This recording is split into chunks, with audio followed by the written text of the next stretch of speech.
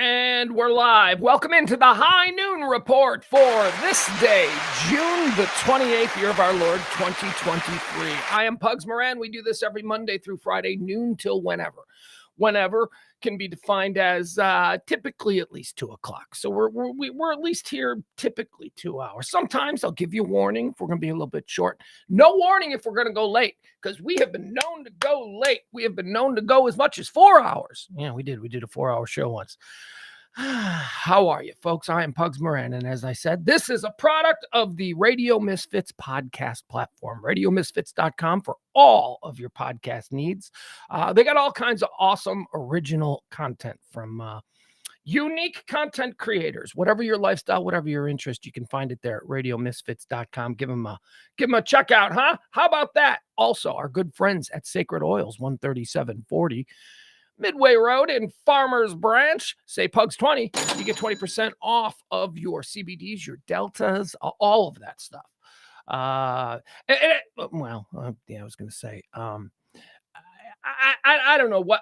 Look, it's all legal. It's all legal. It's not illegal. I don't understand it. I don't know. I can go there and I can buy stuff and I can get the same effect that I got, at 19 going to the Megadeth concert. You know what I mean? I was like the same. I don't know what this is. I thought this was illegal. It's not illegal. Okay, we're buying it in a store. I'm getting a receipt. They're paying taxes on it.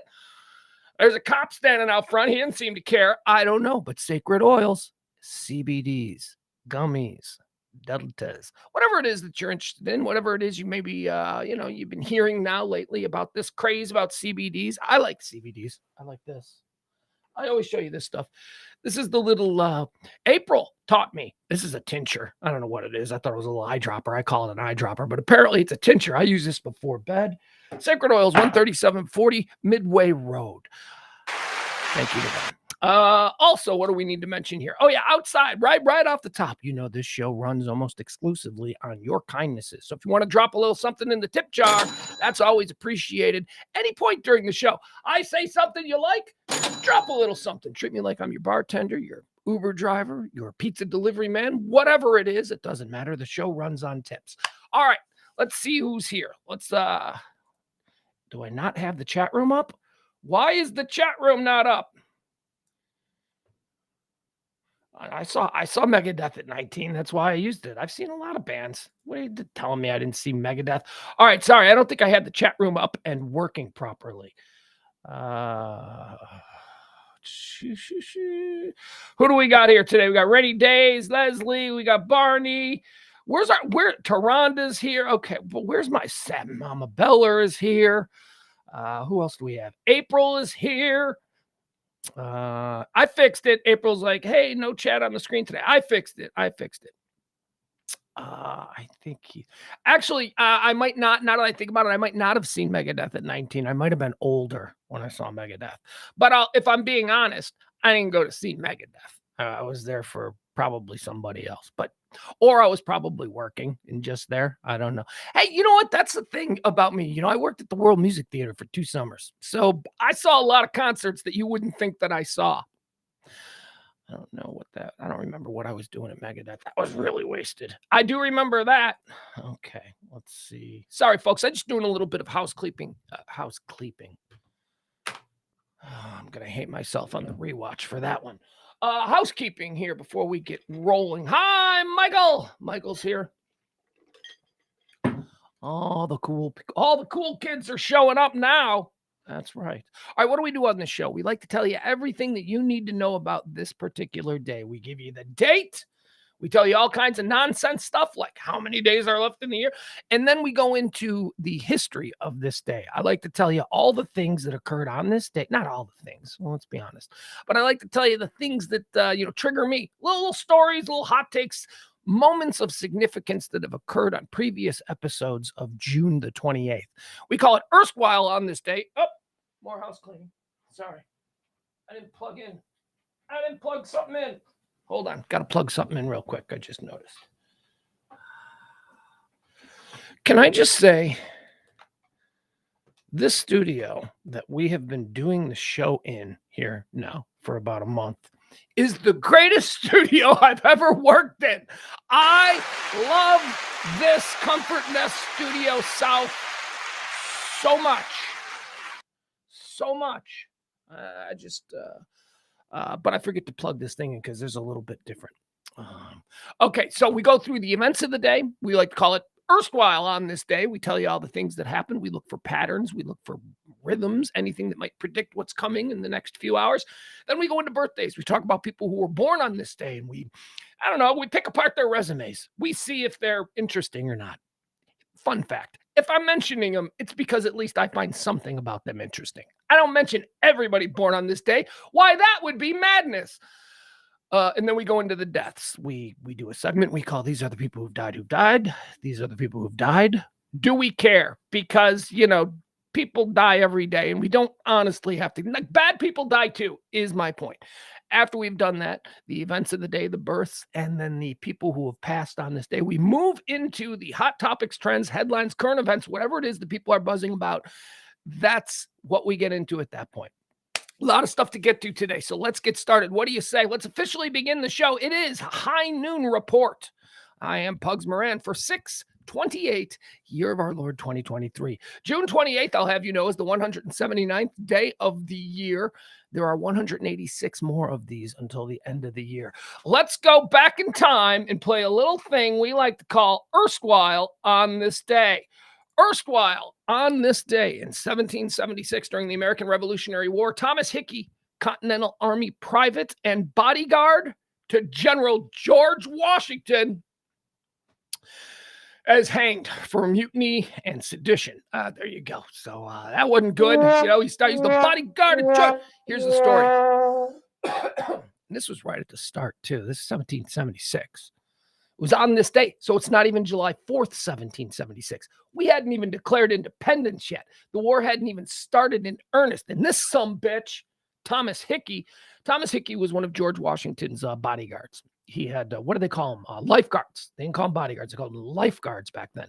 Washington had a lifeguard around him, which was a group of soldiers whose job it was to make sure that nobody killed him.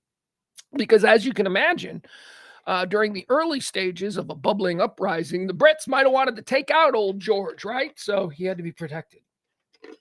Thomas Hickey was apparently about to take some cash from the British, and he was gonna try and kill, or at least be a part of a conspiracy to assassinate George Washington. And they caught him, and they got rid of him. So screw you, Thomas Hickey. On this day in 1776, on this day in 1914, this is a big event in world history. This is easily one of the most significant things of the 20th century, without a doubt. And that is on this day in 1914, Archduke Franz Ferdinand of Austria and his wife, Sophie, are assassinated in Sarajevo, Yugoslavia. This is the beginning, or the cause, the jumping off point, the trigger, whatever you want to call it, for the start of World War I. Now, this is a fascinating assassination, because it was the results.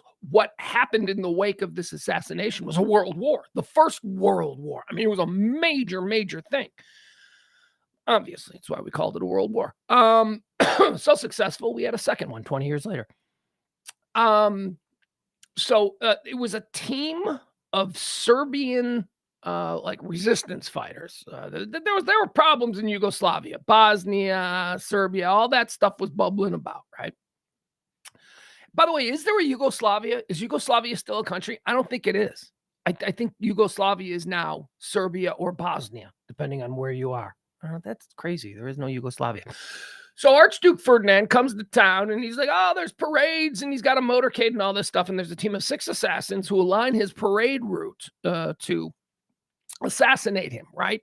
And one of the dudes, so as he's driving by, a dude takes like a bomb, like a homemade bomb, and throws it at Archduke Ferdinand's car. The bomb bounces off the back of the car and rolls behind the car that's following him in the motorcade. That car, boom, that car goes up. But Archduke Franz Ferdinand, they're like, whoa, what was that? Let's get out of here. And they do that whole like Secret Service thing, whoop, whoop, whoop, whoop, where they peel off and they go off into the city. And they're trying to get safe. The other remaining assassins, by the way, the guy who threw the bomb, this is a funny story. The guy who threw the bomb and failed, he then took a cyanide tablet and jumped off a bridge into a river. Here's the problem. The river was dry because it was summer. It was only 13 centimeters of water in the river. So he shattered his legs and broke his back. And the cyanide tablet that he had taken was too old. It had gone bad. So all it did was made him bleed from his mouth and vomit blood. That's it. He was fine. He didn't even die. And then what happened? Because he wasn't dead from the cyanide, but he was just laying there in this dry riverbed going, oh, bleh. Just really bad time for this guy. Everybody descended on him and kicked him to death. They kicked the crap. Oh my God, that is not a good way. This is why I say every kid needs to learn how to throw. If this guy could have thrown that bomb with a little bit more accuracy, a little good old American farm boy arm action, maybe he would have been kicked to death. Maybe. But then, so here's what happened. So the plot fails. Archduke Ferdinand is driving around, right? He's driving around the town. They're trying to get him to a safe spot. And one of the assassins, he just runs off. Whoop, whoop, this dude named Princip. He runs off. He goes, whoop, whoop. He runs off and disappears into the crowd. He gets a little hungry. And he stops inside a sandwich shop, and he's going to regroup. He's going to try and figure out, wait a second, can we get another shot at this guy?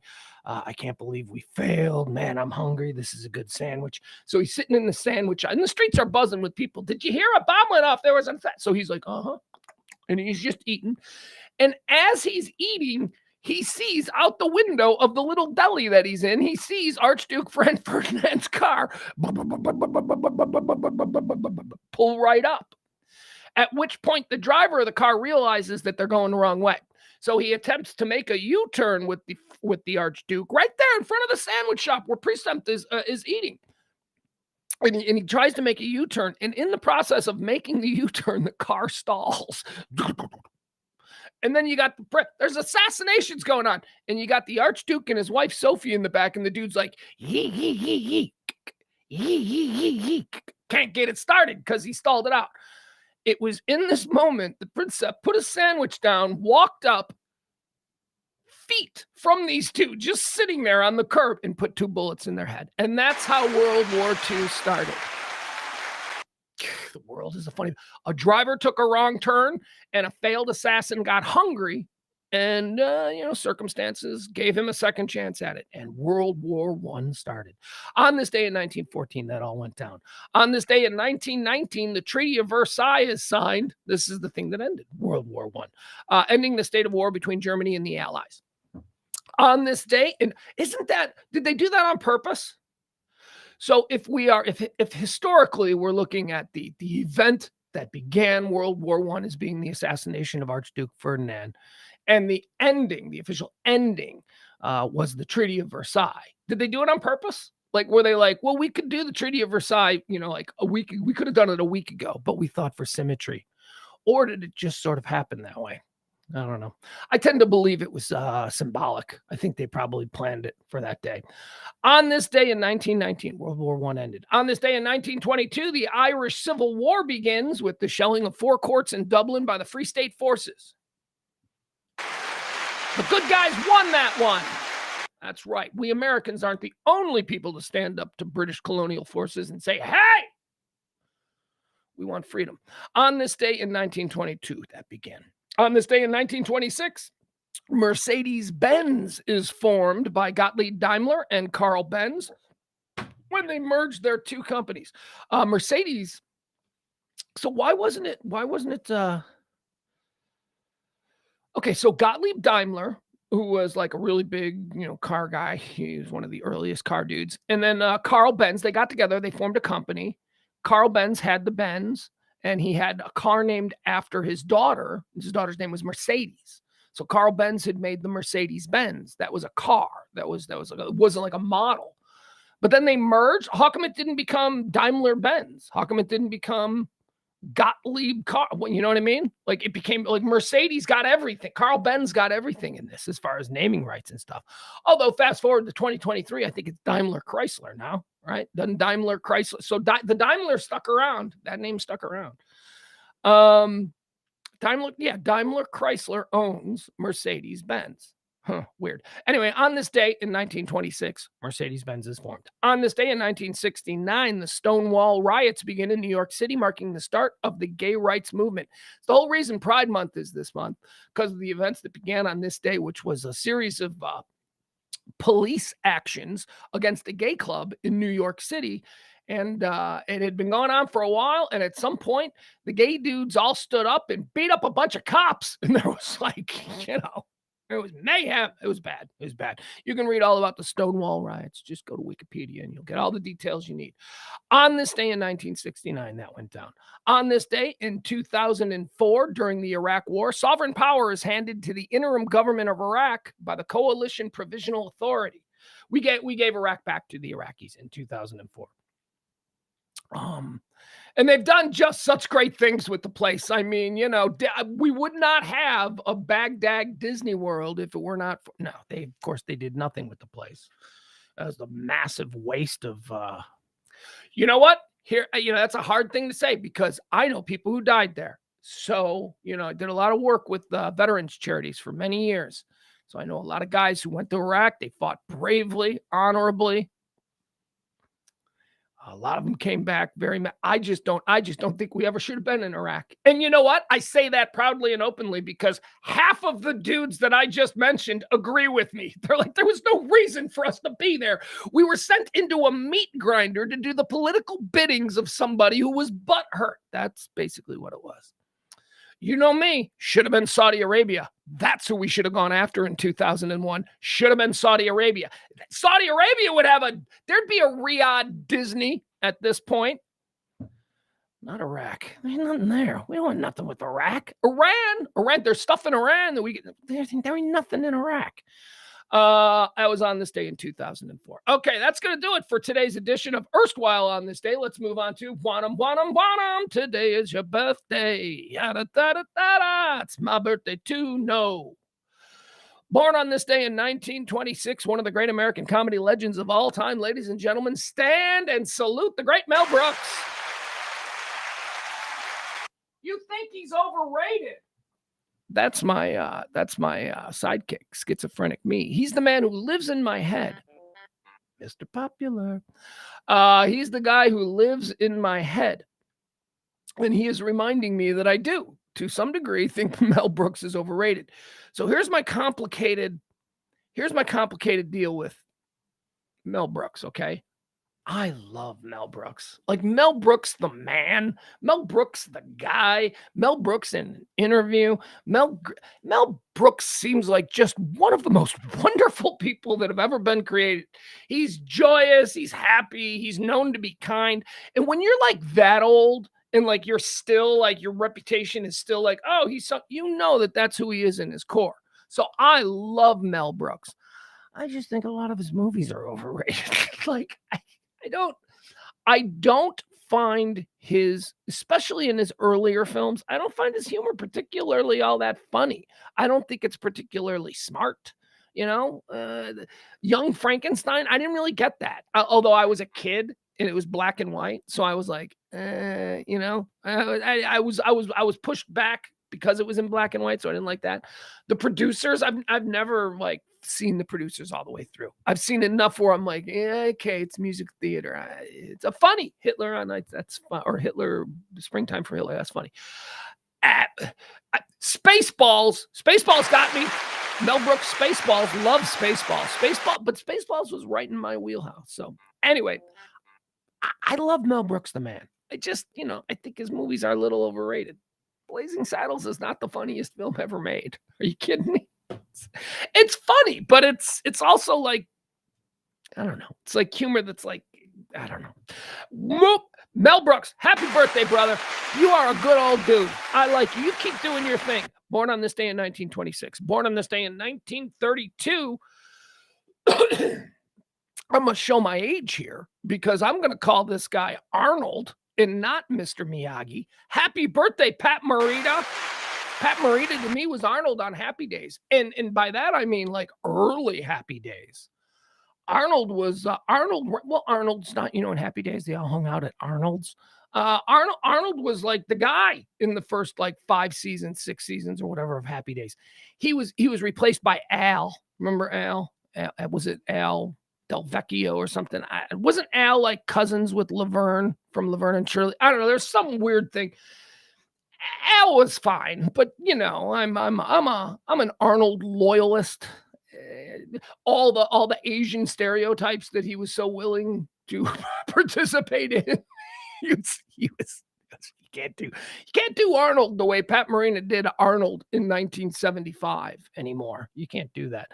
And then of course he became Mr. Miyagi in the Karate Kid movies, and that turned him into a whole different thing. Happy birthday to you, Pat Morita. For a period of time in America, if we needed an Asian actor, we gave you the job, Pat Morita.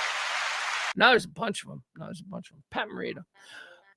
All right, everybody's just being popular. Born on this day in 1932. Born on this day in 1938. Here's a guy that I don't think any of you will remember. You know who would remember this? Kevin Barber. Kevin Barber is listening. If he's in the chat room, he'll remember this guy. You guys remember John Byner? John Byner. Let me show you who John Byner is. I'll show him to you. You'll be like, oh, yeah, that guy. John Byner in the 70s, especially the 70s. In the 70s and into the 80s, he was on everything. And I guess the 60s too. I guess he had a lot of stuff in the 60s, but I don't remember. I didn't watch TV in the 60s. John Byner was everywhere. He was on, he had his own show. He was like a permanent fill-in for like any number of talk show hosts. Here, let's show him to you. This guy, you remember this guy, John Byner? He was everywhere. He was on Soap. He was a comedian. He did impressions. All right, this is old John Byner, but I'm sure you remember. Let me see if I can find a 70s picture of John Byner when he was on every other TV show. There he is. That's 70s John Byner. That's him hosting the John Byner Show, which nobody watched. I did. I was 5, and I was watching anything. Fun fact about John Byner on his birthday, and he's still alive. He's still kicking it. Born on this day in 1938. John Byner was a regular in sitcom world. He just every sitcom he was what was known as a base hit. He was a guy who was known to the audience. So you could introduce him in any number of characters on any of your favorite sitcoms of the 70s, and the audience would recognize him. So that was known in the business as a base hit. So it's known as like an added bonus that this guy you're bringing in to play the character is known. So people will be like, oh, it's him. Oh, we like him because he's been good in other things. So he got a lot of work that way. And then Gary Marshall decided that he was going to try and own John Byner for himself. Gary Marshall in 1977, 78, something like that. He went to John Byner and he said, look, I want to make you a character, and my intention is to spin this character off and create its own show. And I think you are strong enough to be the lead in your own show, and I would like to be the guy that does that for you. And John Byner said, that sounds great, Gary Marshall. I'd love to see what you got plans. So Gary Marshall handed John Byner the Happy Days script that introduced the character Mork from Ork. John Byner was supposed to be Mork from Ork. But he read the script and he said, this is stupid, Gary. I don't want to do this. And Robin Williams. And the rest is history. Robin Williams took the role of Mork from Ork that was originally created for John Byner, the birthday guy. And he ran with it. And John Byner, seriously, was probably never heard from again until today. Today when we're talking about him on his birthday. How about that? John Byner, born on this day in 1938. He turned it down. He turned it down, man. That is the first. In today's birthday list, we're going to go through a couple of people who made incredibly bad decisions. That is not the worst decision made by someone celebrating a birthday today. It's not. It's not the worst. Turning down the role that could have given you the career that Robin Williams had, because John Byner was a talent. Look, don't think that just because John Byner didn't get like majorly famous. No, it's a lot of it has to do with luck. A lot of it, the greatest opera singer in the world might be a plumber in Akron, Ohio. They just didn't get the break. They just didn't get noticed. No, you know what I mean? That shit. The best actress in America might be the girl who gave you coffee today at Starbucks. It's all about the breaks. It's all about where you come from. It's all about, like, I'll give you an example. Robin Williams was available for breaks because Robin Williams' dad ran GM. Yeah. So it's like I always say,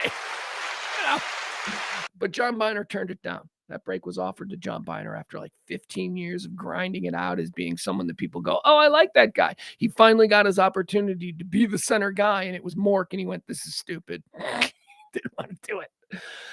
But again, that is not the worst decision made by someone celebrating a birthday today. Born on this day in 1946, the great, the lovely Gilda Radner.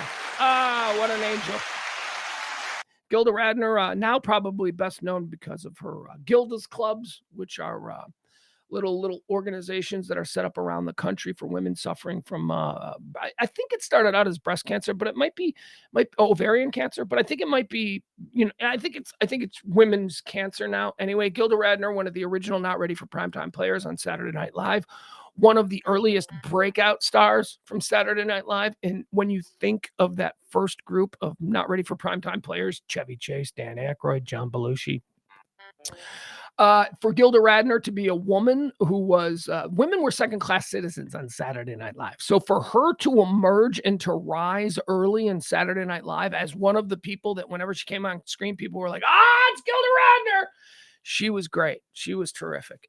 Gilda Radner, born on this day in 1946, died, sadly, of cancer in 1989. Wife of Gene Wilder. What a lovely couple they were. I mean, seriously. Gene Wilder and Gilda Radner are around about 1985. Oh, my God. That's like the most lovely Hollywood couple you could imagine. Born on this day in 1946, Gilda Radner. Born on this day in 1948, Kathy Bates, American actress. Love Kathy Bates. She's great. There is a Kathy Bates. There's a Kirkland version of Kathy Bates. You know Kathy Bates? Mr. Man, famous from Misery and a whole bunch of other roles that she's done. You listen to me, Mr. Man. Kathy Bates has not a doppelganger. They don't look alike, but they are the same shape of human, the same type of human.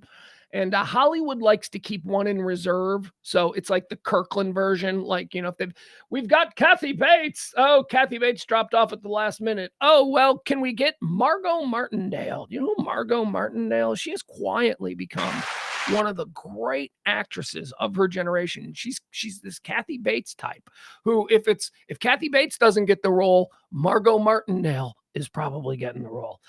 Born on this day in 1948, the great Kathy Bates. We like her. Mr. Man. Breaking James Caan's ankle. Hobbling James Caan. Ooh, that's a heavy-duty movie. Born on this day in 1948. All right, born on this day in 1960. Happy birthday to NFL football legend, quarterback. He's like a GM, I think, of the Denver Broncos. The great John Elway. John Elway. Big old horse face, cannon arm dummy, because John Elway is the guy who made the worst decision of today's birthdays. That's right. We told you about how John Biner turned down the role of Mork because he thought it was stupid. Bad decision.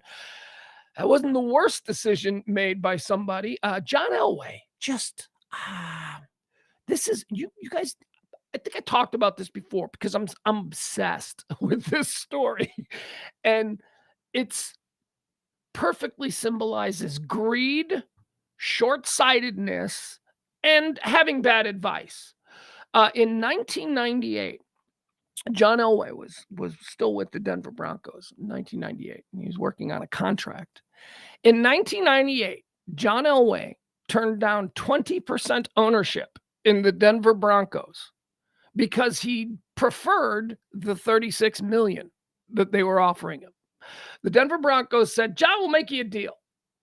You're going to break the bank on us cash-wise, but it's going to be all liquid. You're just going to get a big boat of cash. It's going to be $36 million. We're going to give you $36 million right here. You're going to play for us. No muss, no fuss. We're out the door. Or, John, bear with me, John, we won't give you any money, But instead, you will become 20% owner of the Denver Broncos. So what do you want? Do you want the 20% of the Denver Broncos, a National Football League team, or do you want the 36 million bag of cash that we can give you right here today? He said, I'll take the 36 million bag of cash, and that 20% ownership when it sold last year would have been worth $930 million. John Elway lost $900 million by being greedy and short-sighted and having the worst advice. Everybody in 1998 knew that the NFL was a behemoth and that it was growing exponentially. And in 1998, it's not like they were in any trouble. Why wouldn't you take the team? And what was the Denver Broncos worth in 1998? Because even if 20% of 1998 Denver Broncos was less than 36 million, which I don't think it could have been. But he just wanted the cash. He just said, give me the cash. And he's still working for this team. And guess what? Now he's working for new owners. The new owners who came in, they're not the people that have all this history with him. And I hope he still got that 36 million. John Elway probably still, look, 36 million, that's generational money. That's enough money for you. If you're not an idiot, if you're not like one of these Highland Park idiots, $36 million is enough for the next 4 generations of your family to live well and never have any money problems. If you do it smart, right? You're not buying a new Ferrari every week. You got a nice house, nice car. You got a summer home. You go on vacations that involve airplanes. You can live a nice life. You know what I mean? But $36 million. He took $36 million. The team sold at closing $4.65 billion, and that stake would have been worth $930. Oh my God. John Elway, you big old dummy, big old horse face cannon arm dummy. Born on this day in 1960. Born on this day in 1964, Mark Grace. I love Mark Grace. I got to know Mark Grace a little bit. Mark Grace is a Chicago Cub, so you might be thinking Pugs. How dare you like Mark Grace? Stop it. Mark Grace is a nice guy. Mark Grace was cool, man. Young Mark Grace was something. The Cubs, he played for the Cubs. The Cubs were terrible. Young Mark Grace. Actually, were they terrible with young Mark Grace? I don't know. Were they just sort of middling? Whatever. Anyway, that dude, first of all, Mark Grace was like the real live Kevin Costner. You know, Kevin Costner cosplayed a baseball player. Mark Grace was that. Mark Grace looked kind of like Kevin Costner. You know, he was good looking. He was young. He was charming. You know, he had all that stuff going for him. And that dude, and I know this because I know the person who lived with him. That dude tore through the hot chicks of Wrigleyville in Chicago like nobody's business. The legends of Mark Grace, the swordsman in his early 20s. One story that I've heard firsthand from the person who witnessed it was a friend of mine who, for a period of time, knew Mark very well, and Mark was at his place, staying at his place how do I tell this story without? That's not bad. Mark Grace, he walked in on him. Mark Grace is getting a beach from Janine Turner. You know Janine Turner? Janine Turner from Northern Exposure, like super hot chick. Friday Night Lights. She played J.D. McCoy's mom. Hot chick, Janine Turner. Yeah, she's up there going down on Mark Grace. Happy birthday, Mark Grace. Born on this day in 1964. Born on this day in 1966. We're going to celebrate a man who hates me. We're going to celebrate somebody who does not like me at all. Yeah, know me. I think if you got to know me, you might like me. Actually, that's probably not true. Here's the fear. I fear that if I got to know him, I wouldn't like him. Because it's John Cusack's birthday. And again, we're going to go into these. I have a complicated relationship with John Cusack. I absolutely love his acting. I love his films. I love him in movies. It's the real John Cusack who I hate. John Cusack, D-bag. One of my favorite John Cusack, the real actor John Cusack, love him. The real John Cusack, D-bag. And here's the thing. Here's why. John Cusack is like the Prince of Chicago, or at least he was in the 80s and in the 90s, you know, when he was like a big movie star, you know, all that stuff, because he still lived there and he was a local actor and all that kind of stuff. And he used to walk around pretty arrogantly. And a lot of stories about, John Cusack. Oh, here's the good part. John Cusack used to run around with his friend who was a nobody. And like his friend used to get really angry because everybody was like, John Cusack, John Cusack. Oh, yeah. Who's that other guy? Oh, yeah. I saw you in that thing. John Cusack. The other friend used to get, the other friend was Jeremy Piven. That's why Jeremy Piven's such a jagbag. Jeremy Piven's been a chip on his shoulder jagbag for 40 years now in Hollywood. And it started because he was John Cusack's best friend when John Cusack was an A-lister and nobody knew who Jeremy Piven was. But John Cusack has banned me. He's blocked me on Twitter. We got into Twitter fights back 2016 elections. Because John Cusack's crazy politically. He's so far left. He blocked me. I don't care. I like him. But he said something stupid and I called him on it and he just blocked me. So it doesn't stop me. We're doing a John Cusack movie draft. Oh, yeah, we are. From time to time here on the High Noon Report, we like to take someone's body of work and then do it in the form of an NFL draft. We look at his body of work. We decide first pick, second pick, third pick. We do it pretty much every day. Today, John Cusack. We're going to draft the films of John Cusack. All right. So if you're ready, let's begin with the first pick in the John Cusack draft. Pugs and Company, the High Noon Report, will be selecting first overall, The Sure Thing. Yeah, going with The Sure Thing.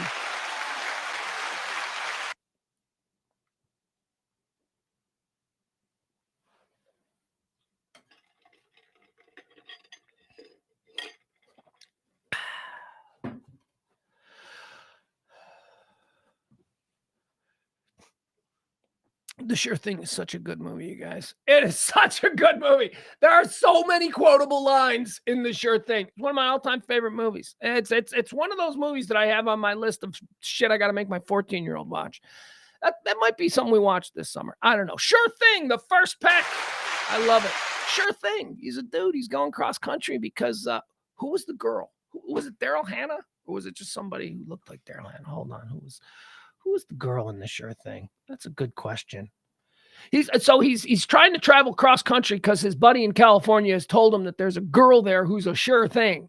And then he sends him a picture and it's like smoke show girl. Who was the girl in The Sure Thing? Who was it? It was somebody.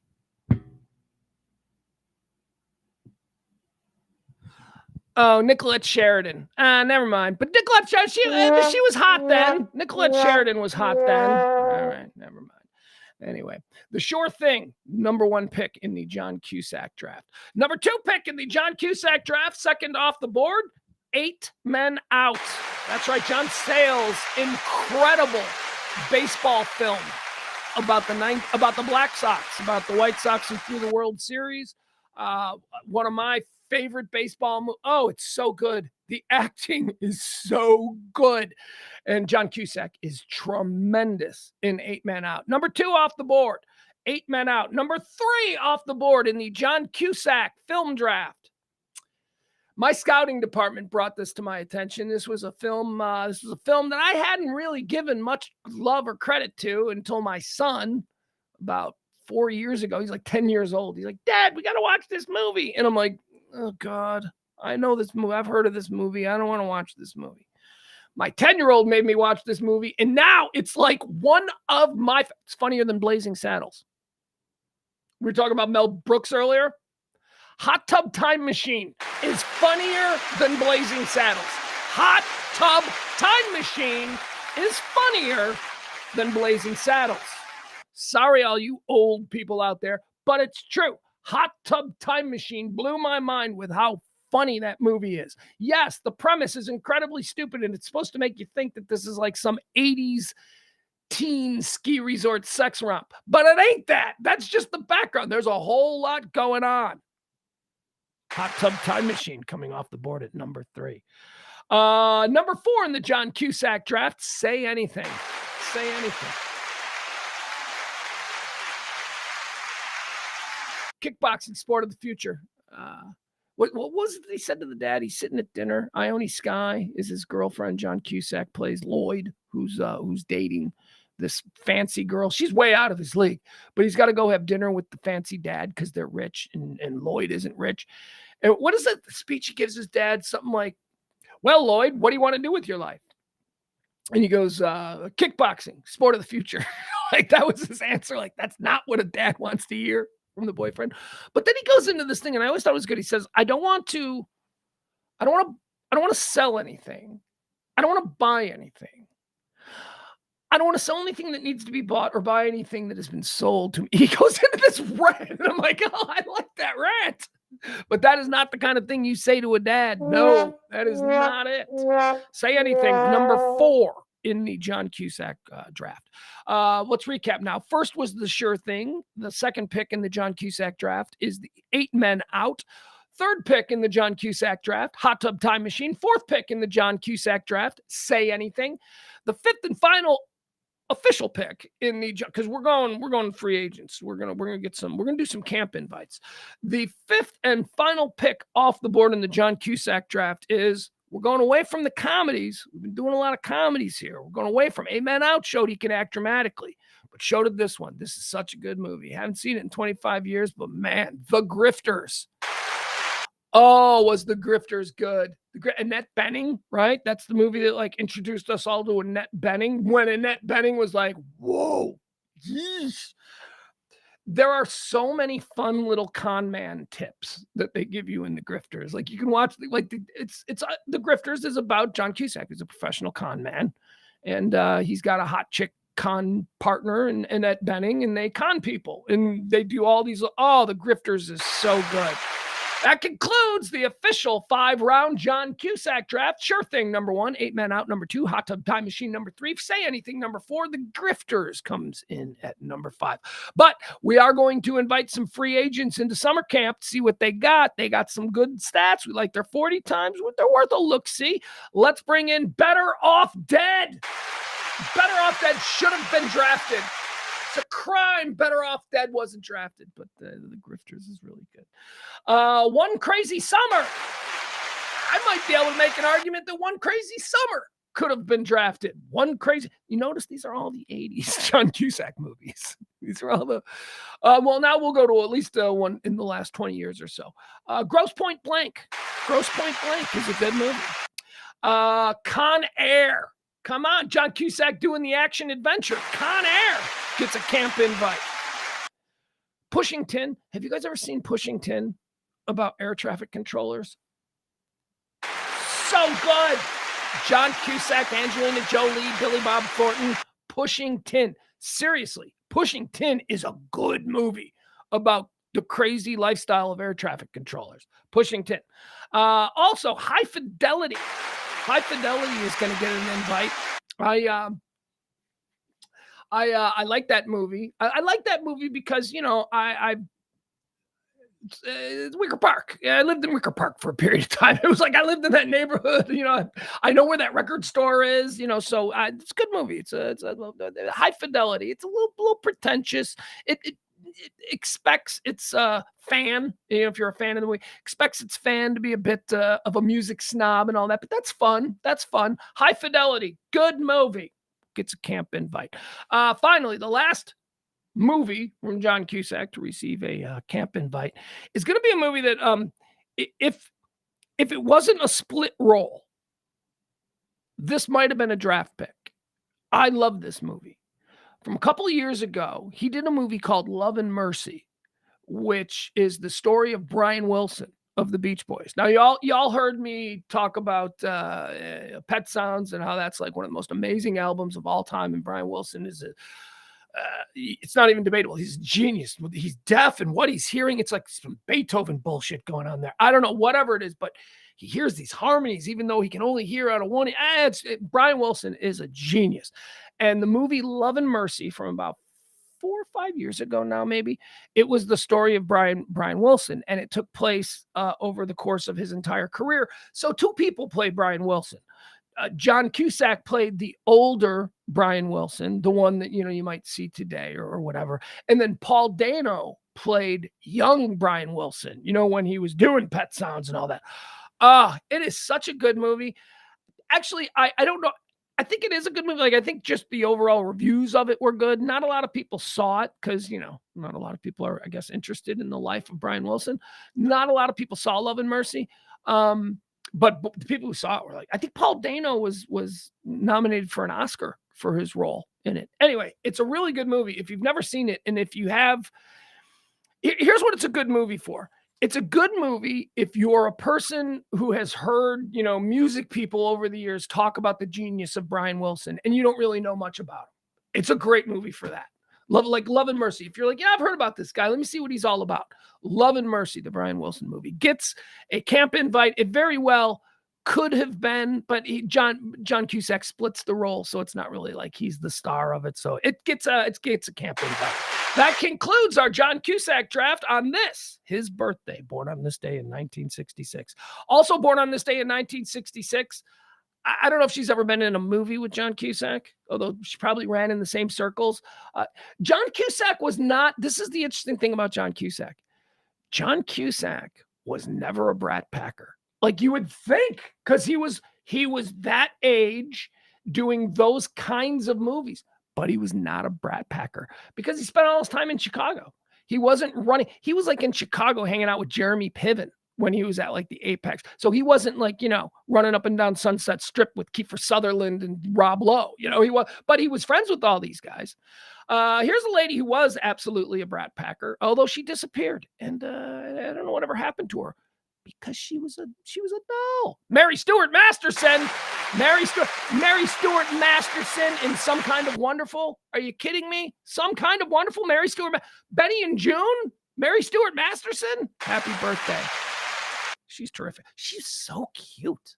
Like, why isn't she like a massive? She was probably, in my opinion, I thought Mary Stuart Masterson was the cutest of the Brat Pack girls.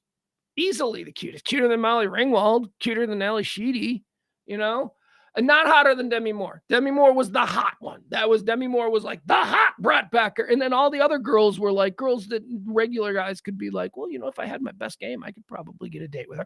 That's how the rest of the Brat Pack girls were. Your Mare Winninghams, attainables, not your Demi Moores. Demi Moore was not. Demi Moore was like the one. But I also thought Mary Stuart Masterson was like, next. She was the next in line. Happy birthday to you, Mary Stuart Masterson. I had a real crush on you. I thought you were so cute. Born on this day in 1970. Here's a guy I really like. This is a guy with an interesting story. This guy's done, I've known of this guy since his earliest days as just a staff writer, a guy whose name appeared on a show that I thought was so good that I needed to memorize the names of these people because they're going to do other things that are this good. And that is Mike White. And I first noticed Mike White, Freaks and Geeks. He was a writer on Freaks and Geeks with Judd Apatow. That's how I noticed Judd Apatow. Mike White has gone on to do, he's an actor. Chuck and Buck. He's an independent filmmaker. You'd know him if you saw him. You'd go, oh, I know that guy because he's kind of a character actor. But more than that, he's a director. He's a crazily acclaimed showrunner for TV. White Orchid, the HBO, the crazy. Oh, I love that. Such a good show. No, White Lotus. White Lotus, right? It's White Lotus, the anthology HBO series about the luxury resorts. And, every year it's at a different luxury resort with a different group of tourists. It's kind of like Love Boat. It's kind of like Fantasy Island, except crazy, except cool. Love that show. Mike White, happy birthday to you. You're awesome. You're really good. Mike White is also an interesting guy in that I know a little bit about his background. He's gay and he's incredibly funny and super talented. He's an actor. He's a performer. And he came from this unbelievably restrictive evangelical Christian background. Like, I think his dad is, wait a second, hold on. I think I have this wrong. I think it's the opposite. I think he comes from a Christian, like a crazy progressive Christian, hold on. White was born in Pasadena, California. He is the son of Lila, a fundraising executive and former executive director of the Pasadena Playhouse, and Reverend Dr. James Melville White, a former speechwriter and ghostwriter Okay, never mind. It wasn't super left. It was super right. Yeah, he came from the guy who wrote all of Jerry Falwell's far right wing opinions. Dr. James Melville Mel White is his father, former speechwriter for religious right figures such as Jerry Falwell and Pat Robertson. His father, this is how it got weird. His father then came out as gay in 1994 and became a gay rights activist. Due to his father's religious background, White grew up in a modest household in a very conservative Christian community. But his dad was gay. His dad was gay, and his dad was writing speeches for Jerry Falwell and Pat Robertson in the 1980s and early 1990s, and then he came out in 1994 as gay himself. Do you think he ever broached the subjects of the evils of homosexuality in some of his speeches? They're all hypocrites. They're all a bunch of hypocrites. Yeah. Okay. So he religious figures such as James Falwell and Pat Robertson. He came out as gay in 1994 and became a gay rights activist. Due to his father's religious background, White grew up in a modest household in a conservative Christian community. He attended Polytechnic School, which he thought was very conservative and a very country club type atmosphere. Later, he went on to Wesleyan University, where he met writing partner Zach Penn. Blah, blah, blah, blah, blah. All right, there you go. Anyway, happy birthday, Mike White. I like Mike White. Crazy background, huh? Crazy.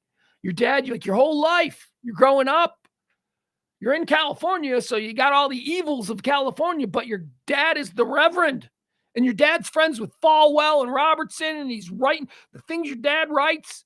You see Robertson saying on the 700 Club about the gays and all that, and you're gay. You're young Mike White. You're gay yourself. Or maybe you didn't know it, but you got to have an inkling, right? I believe you're born like that, and so you got to have some kind of inkling. Anyway, he's watching this, and then at 94, his dad comes out, and he's like, "Whoa, Dad's gay too!" Crazy. Happy birthday to you, Mike White. Born on this day in 1970. Born on this day in 1971, Elon Musk. Born on this day in 1989. Oh, here's somebody that we're going to spend some time on. Here's somebody interesting, because I only talk about interesting people. Markiplier. Markiplier is celebrating a birthday today. 1989. Markiplier was born. Do you guys know who Markiplier is? I should not know who Markiplier is, except I love him. I am such a Markiplier fan. Oh my God. So here's who Markiplier is. Markiplier is a dude. He's in his mid 30s. In any other timeline, this dude would be a super loser. He's just a dude who sits in his house all day and plays video games and then uploads him playing video games onto YouTube. Now, anybody can do that, right? But there is an X factor that you need. And what that is you got to be interesting. If I'm going to watch you play a video game for 2 hours, you better have some pretty funny and interesting commentary. Markiplier does. Markiplier, my son, my kid loves what, this is what kids do. They watch YouTube, they watch other people play games, but you have to understand it's not about watching other people play games. It's about listening to the commentary of the people playing the games. That's what it is. The way when I was a kid and I would run home from school and I would tune into my favorite afternoon talk radio show, whether it was Stephen Gary or whomever, Jonathan Brandmeier in later years, whoever it was, maybe you did the same. You ran home, you had your favorite talk show hosts that you listened to. That's what these kids are getting from YouTube. There are these guys who get together a group of 3-4 guys and they play video games against each other and they upload the videos of them playing against each other. And these guys, in many cases, have zero chemistry and it's unwatchable. In some cases, you're like, holy shit, this is the best talk show I've ever heard. These 3 friends, while playing this video game, have talked about everything from whatever people talk about when they're playing video games. It's really incredible. And Markiplier jumped out to me very early on as being, I'm like, this guy's a superstar. This guy is smart. This guy is funny. And he's like a 35-year-old man playing video games. So one might say, Pugs, why are you letting your kid watch a 35-year-old man play video games? Here's why. Because I don't just let my kid watch any old person playing video games. I had to, he picked out a number of guys. He picked out a couple of people, and I said, all right, I'll let you know if you can watch these guys. And then I went and did a deep dive. I know all about Pootie Pie. We said, no Pootie Pie. You can't have Pootie Pie. Pootie Pie is banned. He doesn't like him anyway. There was this dude, Hike the Gamer, and I watched enough of him, and I'm like, yeah, okay, he swears a lot, but he's funny, and I think that's fine for you. Another one, Jacksepticeye. He loves Jacksepticeye. We both love Jacksepticeye. And the third was Markiplier. Markiplier is a superstar. Markiplier now has like $100 million deal with Disney Junior, because kids love him. And I'm, again, Pugs, you're letting your 10-year-old, because this is back when he was 10, you're letting your 10-year-old watch a 35-year-old loser in his apartment play video games. Yeah, but that apartment is a penthouse, and it probably costs $10 million. And he's not really a loser because he's got 10 million people watching him right now, and advertisers are paying him shit tons of money. He's not really a loser. And then I listened to him. I had to listen to him for a while. And he's a wonderful dude. He's a wonderful, good, decent, kind. I mean, he swears. He swears sometimes, but all these kids swears. But he's not a bad, you can tell. You sit and you listen to somebody talk for 2 hours while they're playing a video game. You get an idea of what kind of person they are. He's a good person. So happy birthday to you, Markiplier, born on this day in 1981. No one under 17 knows who Markiplier is. I'm convinced of it. But everybody between 12 and 17 does. All right, there you go. Those are your birthdays. Buona, buona, buona. Those have been the birthdays. Buona, buona, buona. Now it's time for death. These are the people who've died. These are the people who've died.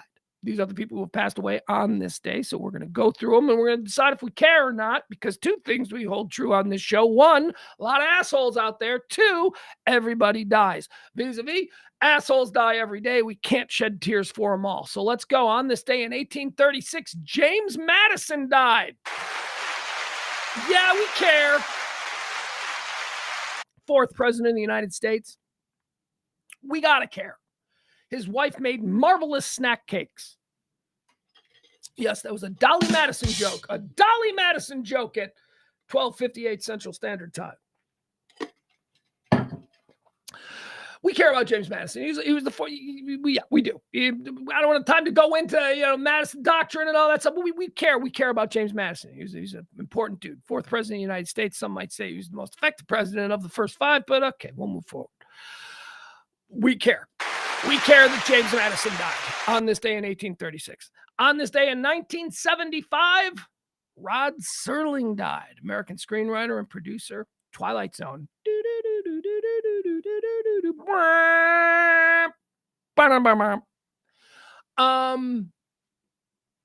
Television genius. Rod Serling was a guy who was doing things with TV that nobody was doing. Now, again, maybe I shouldn't say genius, pioneer. I'll call him a pioneer because, maybe those were just avenues of content of the sort that Rod Serling created in a time in television when nobody was doing that kind of thing. Maybe that was just, something anybody could have tripped over their dick and eventually fallen into. Hey, what if we do weird stories that'll keep people glued to their TV? Right, that seems... So maybe genius isn't what we should call Rod's. Prolific. Dude was prolific as hell. He wrote every Twilight Zone. The dude was like chain smoking. Picture, if you will. He's the guy in the suit that comes out. Died of cancer in 1975. Do we care about Rod Serling? Yeah, we do. Twilight Zone.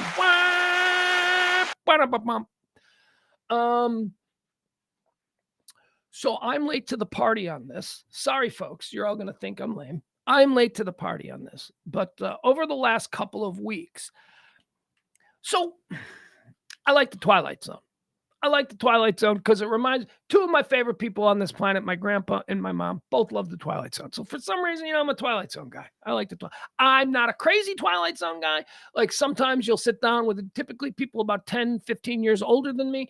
I'll sit down with them and Twilight Zone will come up and they'll be able to and then there's the one that starred Buddy Hackett. And I'm like, what? I know you guys go way deep. So it's a little before my time, but I do enjoy Twilight Zone.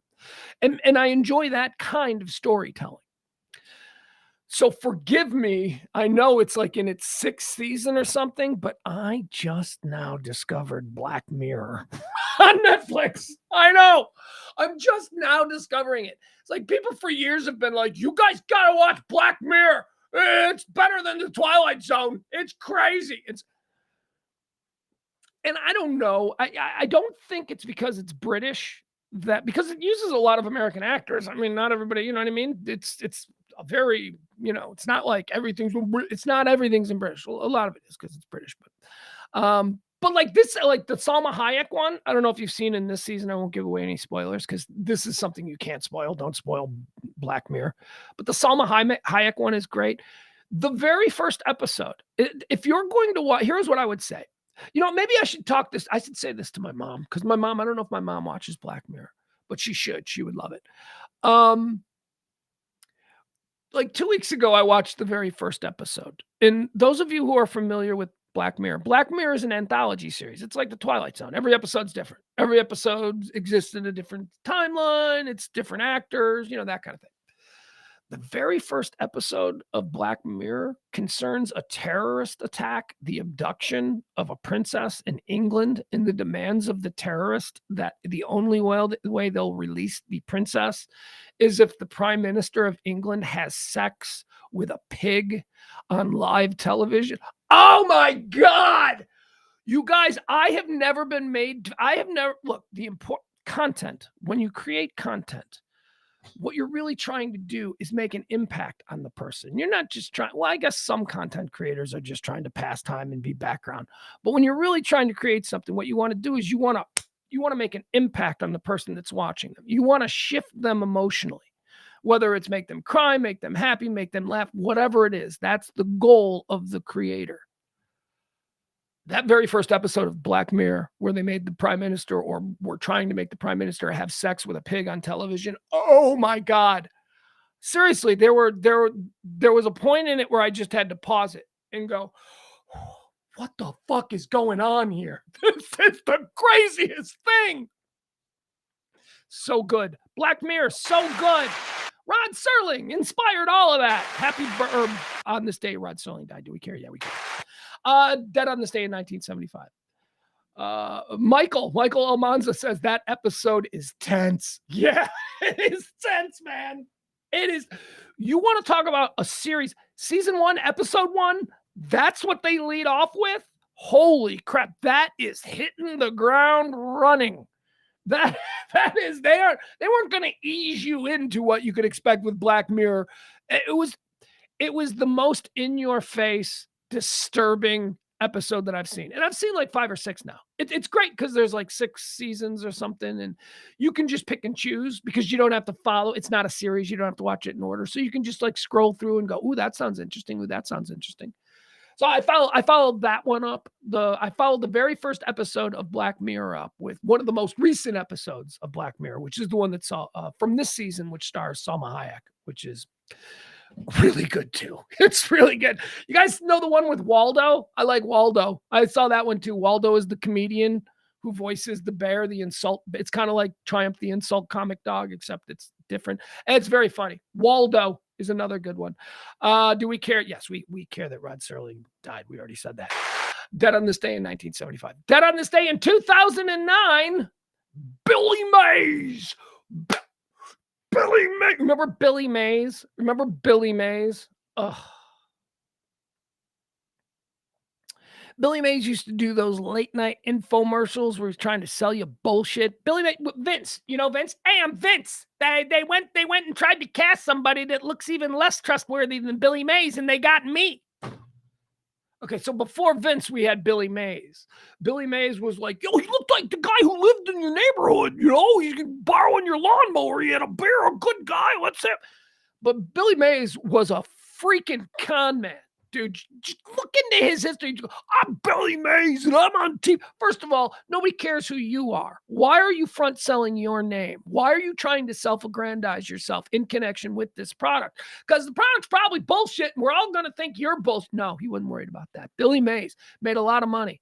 He was the guy for about 10, 15 years on there were 2 Australian guys. Remember the 2 Australian guys? Never buy anything from an Australian. Look, I love Australians. Don't get me wrong. I have friends. I have a dear friend. One of the people I care most about in my life, Wayne, is an Australian. And buy anything from an Australian. I'd buy something from Wayne. I wouldn't buy, but you know what I mean? it's just good rule of thumb. It's a nation formed by con men. The entire nation of Australia, it is in their genetics to be criminal minded. You know what's in our genetics in America? To be lame. That's right. That's right. That's how that broke down back then. When England started going through their trash, they like went, all right, all the lame Puritans who don't dance or drink, you people are really harshing our buzz. You like won't let us party or anything. You guys got to go. And they all came here. And that's what we are. The Pilgrims and the Puritans. We're the lame people. You don't dance. It's the devil's thing. That's who we got. You know who Australia got? Australia got the people who were going to the party. Who was like, yeah, England, let's party. And they were like, no. You guys aren't invited to this party. You always make a scene. Yeah, you grab girls' butts. You start fights. You got to go to Australia. And that's what they are. So forgive me, but I don't trust Australians. And not that Billy May was Australian, but he was in competition back at the time in the InfoWar world with those two crazy Australian guys. I don't even know what they sold. Ugh, that's terrible. I don't even know what what did Billy Mays sell? A whole bunch of stuff, right? Billy Mays died on this day in 2009 when he was super coked up on an airplane. Yeah, hold on. Wait, I want to get this right. If you didn't see Billy Mays on TV at 3:00 in the morning in the year 2000 and go, that dude is wired out of his body. I'm Billy Mays. Woo, let's dance. I mean, he was way obviously OxyClean. That's what he was. He was an OxyClean guy.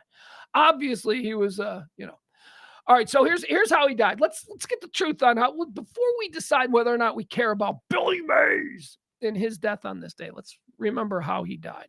Mays was found unresponsive by his wife in his Tampa, Florida home on the morning of June 28th, 2009. He's a young man. he was just 50. He's just dead in bed.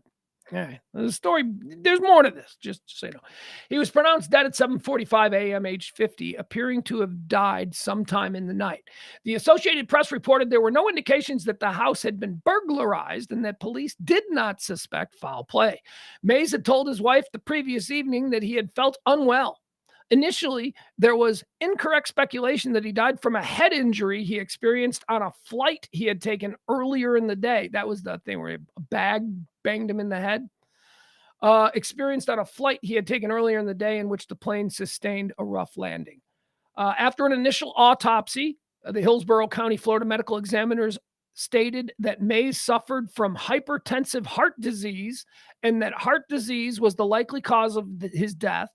According to a toxicology report released October 7th, heart disease was the primary cause of death, and cocaine was listed as a contributory cause of death. The dude was a cokehead. He had heart disease and he was a cokehead. And so do we care? No, we don't care that Billy Mays died on this day. Jeez, please. You know who I did like? You know who I used to like? You know who I thought was trustworthy? Because you know me, I'm a guy who likes to think that I can look at somebody, size them up in about 30 seconds, and determine whether or not they are trustworthy. I like Ron Popeil. Remember Ron Popeil? Remember the gentleman of selling you shit after midnight? Ron Popeil, here's why I liked him. Because Ron Popeil actually made them things. Ron Popeil was like a tinkerer. Ron Popeil was like an inventor. He created shit. And he was like, okay, this will work. Let's sell. That gets my respect. Ron Popeil, Billy Mays, not so much. Dead on this day in 2014, Meshock Taylor, American actor. He was born in 1947. Meshock Taylor was famous for two things. One, being on Designing Women, and two, for me thinking he was Arsenio Hall for the first 3 years. He looked to me just like Arsenio Hall.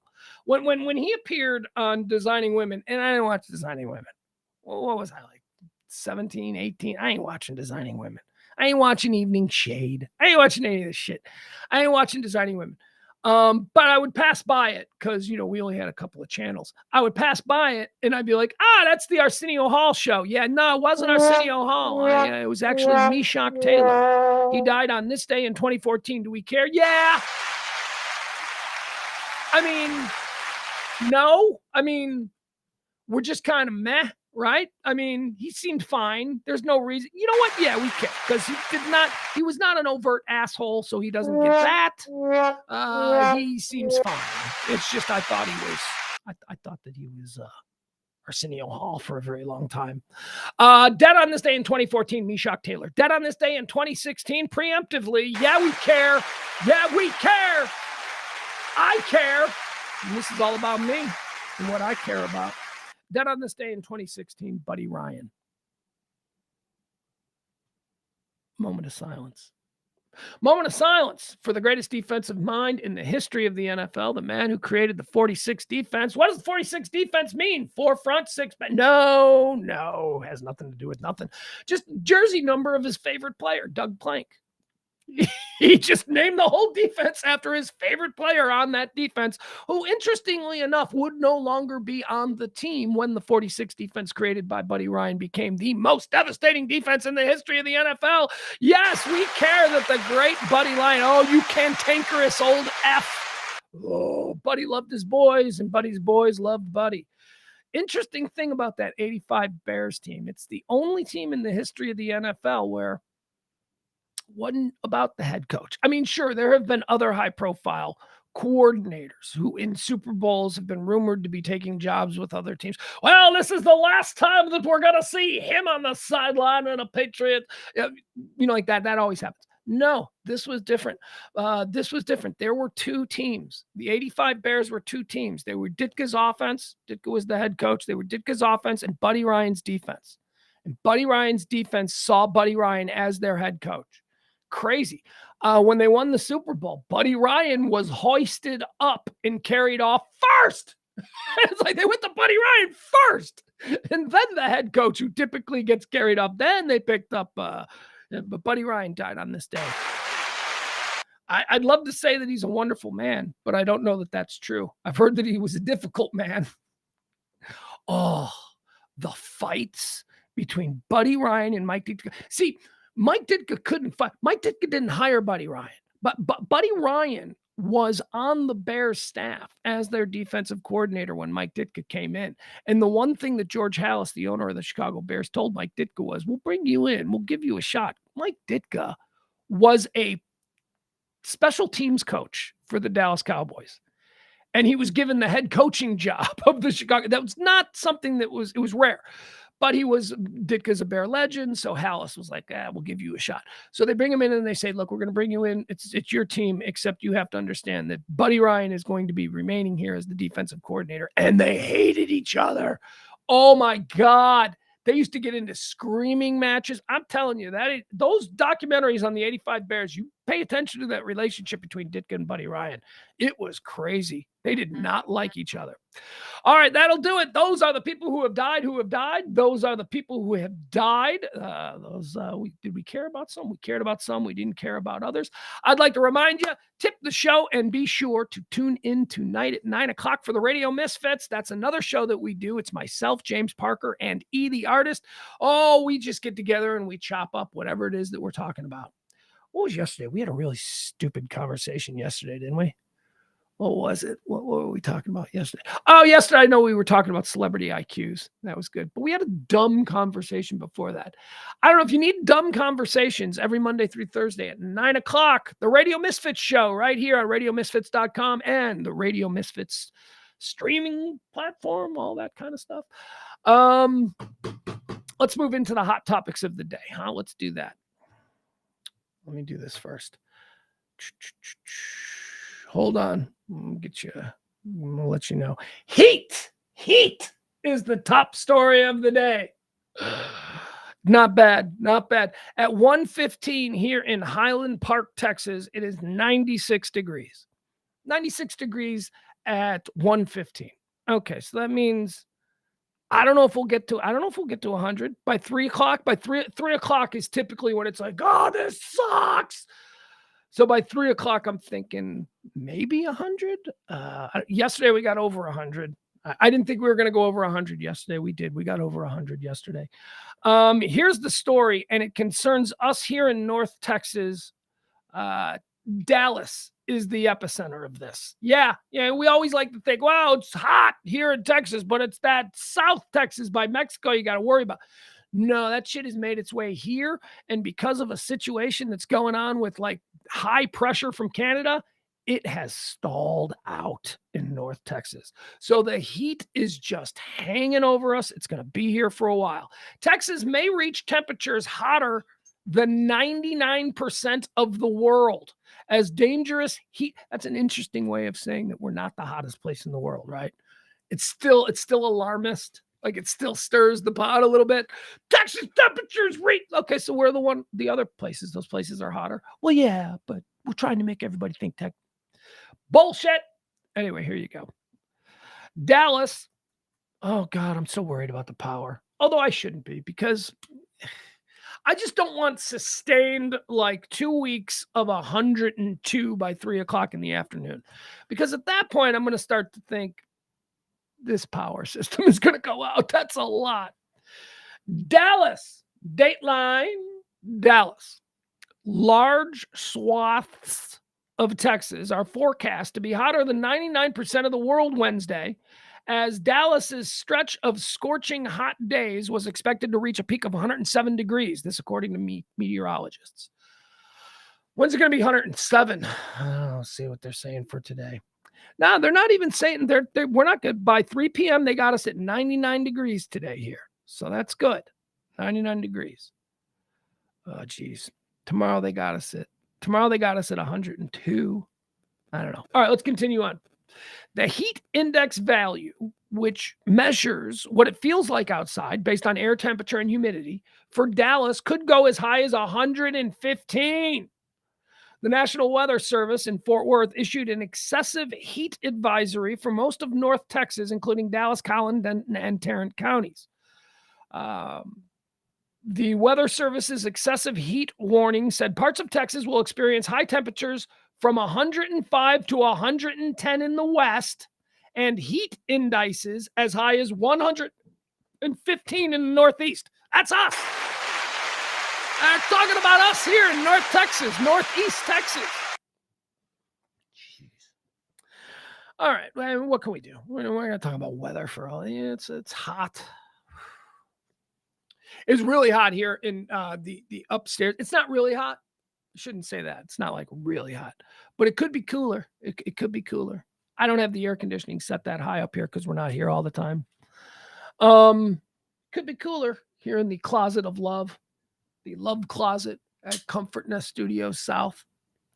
Heat. There you go. How about air? Let's talk about air pollution. I gave you one for the town of my now. How about one for the town of my birth? Chicago has the worst air quality in the world right now. Why? Friggin' Canada. That's right. That's right. Remember a couple of weeks ago when New York City, we were all like, ooh, look at New York. It's all the smoke from the wildfires. Well, that's smoke. I don't know. The wind changed direction. And the wind changed direction. Which song? Quick. I'll admire anyone in the chat room who can answer that music trivia question. Air quality live updates. Parts of the U.S. face smoke and Canadian wildfires as others face severe heat and storms. All right, let's focus on what's going on in Zavindi City. Millions of people across the United States woke up to severe weather today, with parts of the country smothered by smoke from Canadian wildfires, while others face stifling heat and severe storms. Around 87 million people are at risk for poor air quality due to smoke from Canadian wildfires, with Detroit, Chicago, and Minneapolis among the top 4 cities in the worst air quality in the world list. All right, so Detroit, Chicago, and Minneapolis.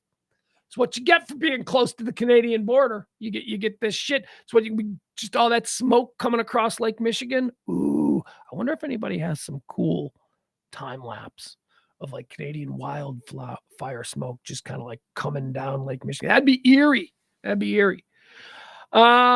then, of course, it's the heat alerts. Then everything else is like other people have heat alerts. But Chicago's got, the smokiness that New York had a couple weeks ago. So there you go. All right, guys, got to tell you something here. Okay. This is just because I want to talk about this because I think it's interesting, but I'm not going to be particularly divisive, shall we say. But there are certain topics that are just coming around today that need to be addressed because they're big things. First and foremost, we've got Trump bravado is trending. Trump bravado. Now, why is Trump bravado? Because that's his own word to describe the tape that we played yesterday. Yesterday, we played a tape, and I warned everybody, don't be going smoking gun. I don't know that it's a smoking gun. Let's wait and see what they say. Let's wait and see. Obviously, we heard video or audio recording of him engaging with people, claiming that it's classified. He even went so far as to, sort of lament how I wish I could have declassified this, but it's too late now because I'm not president. So whatever it was, he was presenting to these people the idea that these were classified documents, that they were being let in and being shown something that, we could all get in trouble for. That's the audio tape we heard. Now, does that prove that he was actually doing it? No, it doesn't. And I said that yesterday. I said it doesn't. We don't know what those papers were. So just, don't be all you Trump haters. Don't be like, we get him. And, all you Trump defenders, just shut up. It's not that big of it. Just stop it. Just wait and see how this plays out. Let's see. I suggested yesterday, I said, well, he might just, say that he was just saying that just to impress people, because that's what he is. He's a narcissist. He loves self-glorification. If he can be around, and also the people in his universe, they play that game. Nobody in his universe is going to go, dude, don't wear that. That's a stupid suit. Nobody's going to say that. Right? No, he has no critics. He's like Elvis Presley at the end. He is completely surrounded by people who are like, yeah, and Hillary, just keeping that shit going. So he's in this really weird bubble.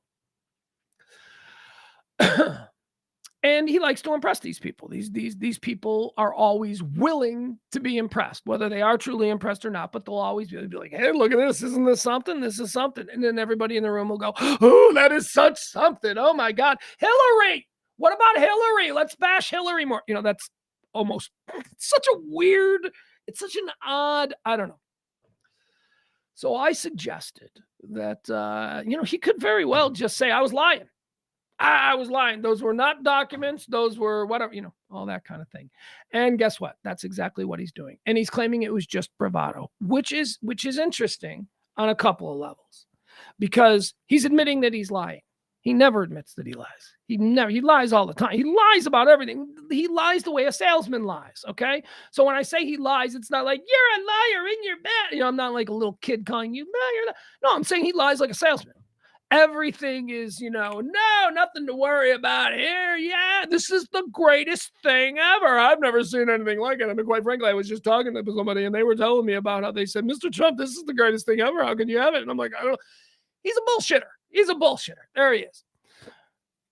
So he's admitting that. He's like, that's his defense of the audio tape, that it was bullshit, that I was being just, I was lying. I was saying, which is an indication of something else, which is that he's fucking scared. He's for him to come out and say what he said, trying to explain away this tape at great cost to his ego. He has to admit that he was trying to impress people. That's, but he knows that it doesn't look good. He knows that it doesn't sound good. He knows that it's a bad thing to be associated with. It's not cool. So former President Donald Trump insisted on Tuesday that he was not showing off classified documents in an audio clip first published by CNN, in which he referred to highly confidential material and, quote, secret information that he could no longer declassify. I would say it was bravado, if you want to know the truth. It was bravado, Trump said in an interview aboard his plane with ABC News. I was talking and just holding up papers and talking about them, but I had no documents. I didn't have any documents. The latest comments suggest a new potential legal argument from the former president that he was overselling the material he was showing to an aide and people working on a biography of former Chief of Staff Mark Meadows, a transcript of which featured heavily in his recent federal indictment. He goes on to say, I just held up a whole pile of, my desk is loaded with papers.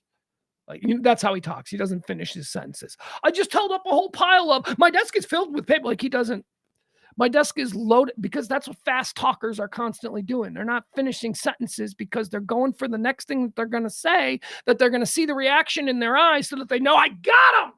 I can stop now and I can go into. It's master manipulation. And most people do not know how to recognize it. They just think, They just sit there. So many of us are so used to being supplicants to superiors, whether it's a boss or whether it's somebody who's asked you need to kiss for whatever reason. Jesus, we need to be better at noticing manipulations. I just held up a whole pile of my desk is loaded up with papers. I have papers from 25 different things, he said, adding that he kept relevant news articles about topics like Iran on hand. At one point, Trump gestured to the seat next to him on the plane. This is during the interview, the explanation interview from yesterday. At one point, Trump gestured to the seat next to him on the plane, where a stack of various papers, newspapers, copies of a speech, and printouts of articles sat. He grabbed some from the pile and placed them in front of him, moving them around as he spoke and offering up a physical reenactment of what he said was occurring on the audio tape. Asked about his use of the word plans during a Fox News interview earlier Tuesday to describe some items he may have highlighted in the meeting, Trump insisted he was referring to building plans and plans for golf courses. Did I use the word plans? He said. What I'm referring to, yes, you did. Yeah. Did I use the word? Yeah, you did. You said plans. Did I use the word plans? He said. What I'm referring to is magazines, newspapers, plans of buildings. I had plans of buildings, building plans. I had plans for a golf course. All right, so there you have it. So he's basically trying to explain away the blockbuster tape that was leaked. Let's not say released, leaked. Somebody leaked that. Somebody wants everybody to know what exactly that whole thing sounded like. It was leaked. Let's not pretend like it was released. He is saying in response to the leaked audio tape of him hanging out with people there at Bedminster in New Jersey, he's saying it was just bravado. All right, now moving on. I said there are a couple of these stories that we got to talk about this guy. We don't talk about this guy a lot, but he's dominating the news cycle today. So acting like a mafia boss, Trump appears to threaten Jack Smith's family in latest rant. Here's the other thing that is not helping him, man. Nobody in the history of being charged in this way has behaved this way, where you're just publicly making these statements. He doesn't have attorneys. All of his attorneys have quit, and he's having incredible difficulty finding attorneys. This is not a guy, the guy, his right-hand body man has had his indictment hearing suspended or moved twice now because he can't get a lawyer. Nobody will represent him. I mean, nobody wants to be associated with. That's not a guy. That's not Trump. But Trump himself is all the best lawyers in the country. He has already either one, gone through, owes them money, and they aren't working for him, or two, won't touch him with a 10-foot pole. So, he finds these people that you see. He goes, he hires lawyers, I think, based on whether or not he wants to screw them. All of his lawyers are like hot chicks. And I just don't know that that's the smartest legal strategy for somebody who is facing something that is super important. So anyway, he goes on his Truth Social and he goes after Jack Smith, who I guess is this guy. Here's what he said. Everybody is running with Trump threatened Jack Smith's family. That's what they're running with. He's like a mafia boss. All right, let me read you what he said. Again, the bullshit comes from both sides, guys. The bravado, him pretending it's just bravado, that's bullshit. This is also bullshit. This is bullshit coming from the left. There was no threat to Jack Smith's family. Is this an ill-conceived thing for a guy who's, a defendant to be publicly said? Yes, absolutely. Terribly stupid thing to do, but whatever. He did it. It's not a threat. Here's what he wrote. And this is what people are saying. He threatened special counsel Jack Smith's family. Here's what he wrote. You tell me, was this a threat? I don't think this is a threat. He writes, could somebody please explain to the deranged Trump-hating Jack Smith, his family, and his friends that as President of the United States, I come under the Presidential Records Act as affirmed by this is all in caps, by the way.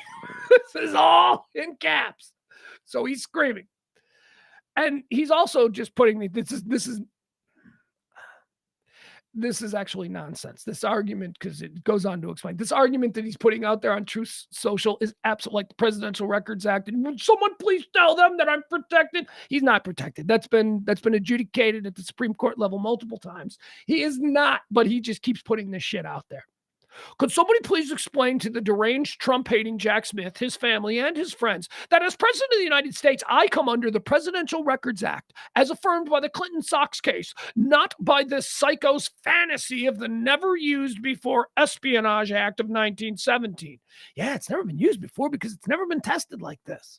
That's why it's never been used before, because nobody's ever done anything like this. Trump wrote on his Truth Social. That's not a threat. At no point, the story, the narrative that the left wants you to believe about Trump today is that he is threatening Jack Smith's family. That is some bullshit. I will read it to you again. You tell me where the threat to Jack Smith's family comes. He's acting like a mob boss. Oh, sit down and shut up. Could somebody please explain to the deranged Trump-hating Jack Smith, his family, and his friends? That's not a threat. Somebody just explained to him. He's saying, would somebody tell Jack Smith and all the Jack Smith people that because I was president, I'm protected under this presidential act? That's it. That is not a threat. Nowhere in here is a threat. So, just again, you got the left going, just the left, you know what, honestly, the left needs to just stop. They need to just stop and sit there and just let whatever is going to happen. You're embarrassing yourselves with nonsense like that. You lose credibility. I want to be on the side of credibility. I want to be on the side of integrity. I want to be on the side of like decency. I don't need the left going, oh, we hate Trump and here's an idiotic reason why. Shut up. There are so many legitimate reasons to have problems with any politician. Stop making, he did not threaten Jack Smith's family. He didn't. But boy, oh boy, that's trending pretty big. And the final Trump story here, we'll close out with this one because I thought this was interesting. Trump Granny was trending earlier this morning. Trump Granny, January 6th convict, tells the truth about Trump, saying now he's a cult boss. So there's this old lady, not even an old lady. She's 69. Well, she's not old, but she's an older woman. 69-year-old grandma. She's got cancer, right? She's about to start chemotherapy. And her brother says, hey, sis, I know you're about to go through something really hard. Here's a ticket and a hotel room in Washington, D.C. on January 6th. I know you love Trump, and I know you're big into them. Why don't you go on down there and participate in it? So her brother paid for her trip. And again, it was, before you start chemotherapy, here's something nice for you to do. So she goes down there. She storms the Capitol. She does some stuff, and she's thrown in jail. She I don't know how long was she in jail for? Let me see. What did they put this lady in jail for? She's in jail. I mean, I'm looking at a picture of this granny in jail. It says 69-year-old grandma with cancer given more prison time. Okay. Actually, I'm going to read you the story just because I want you to have it in proper context. Here's how it's written. Actual truth has erupted on Truth Social. It came on Monday after Donald Trump posted a compound falsehood. I guess this is American Justice. All right, so this is what he posted. This is what Trump posted on Truth Social. American Justice. 69-year-old grandma with cancer given more prison time for walking inside U.S. Capitol than Hunter Biden for sharing classified documents with foreign regimes and multi-million-dollar bribery schemes. Horrible. Right? All right, so that's what he posted. So Trump is seeing the story of the 69-year-old cancer MAGA grandma being sentenced to prison. And Trump is like, that's just horrible. But then the grandma responded to him. She responded to him on Twitter, in which she says, please, at real Donald Trump, don't be using me for anything. I'm not a victim of January 6th. I pled guilty because I was guilty. Stop the spin. Yeah, as she's saying it. She added that Trump should not compare her to the current president's son. He didn't try to attack the Capitol. I did, she tweeted. Hemphill says that until 3 months ago, she was under the spell of what she calls the Trump cult.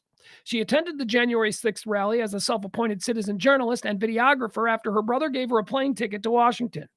He was trying to lift her spirits as she fought breast cancer. My brother calls and says, "Hey, since you're going to start chemotherapy, why don't you go see Trump and video record it?" She told the Daily Beast. "I said I couldn't afford it, but he said, I'll give it to you for a Christmas present." 3 days after Christmas, Hemphill announced on Facebook that she was going to Washington. It's not going to be a fun Trump rally that is planned for January 6th. It's war, she posted on Facebook. She added, "The fight for America is real. Show up. I don't need to hear your excuses. We have no second chances. If millions, and I mean millions, show up, we may have a chance. Find a way." These are all things she posted. That New Year's Eve, friends posted on Facebook what Hemphill says was just a joke of her holding a plastic rifle. "Happy New Year's, on my way to Washington." And she's standing there with a rifle, the capsule read. All right, so she was down. She was into it, man. She was into it. But now she says, she's like, "Oh, boy, I don't know what the hell was going on with me. I was a little bit screwy." And Trump was trying to use her, and she called him out on it. So there you have it. That's it. That is, I don't want to do any more. But those are 3 big stories that are trending about Trump. He's claiming that, which I said was a very real possibility, that in the recording, that might just be Trump lying. That might just be him being all, big showman. And he admitted to that. He is now saying that that's exactly what it was. It was bravado. I was being a bit, over the. That's what he says. The second Trump story, Trump threat.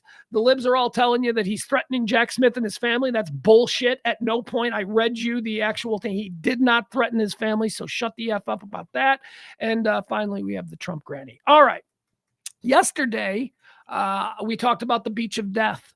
Holy crap, you guys. Remember I told you about the beach, that stretch of beach that runs through Destin all the way down into Panama City, that stretch of Florida beach that is known as the beach of death, because 10 people had died on the beach of death in like a week.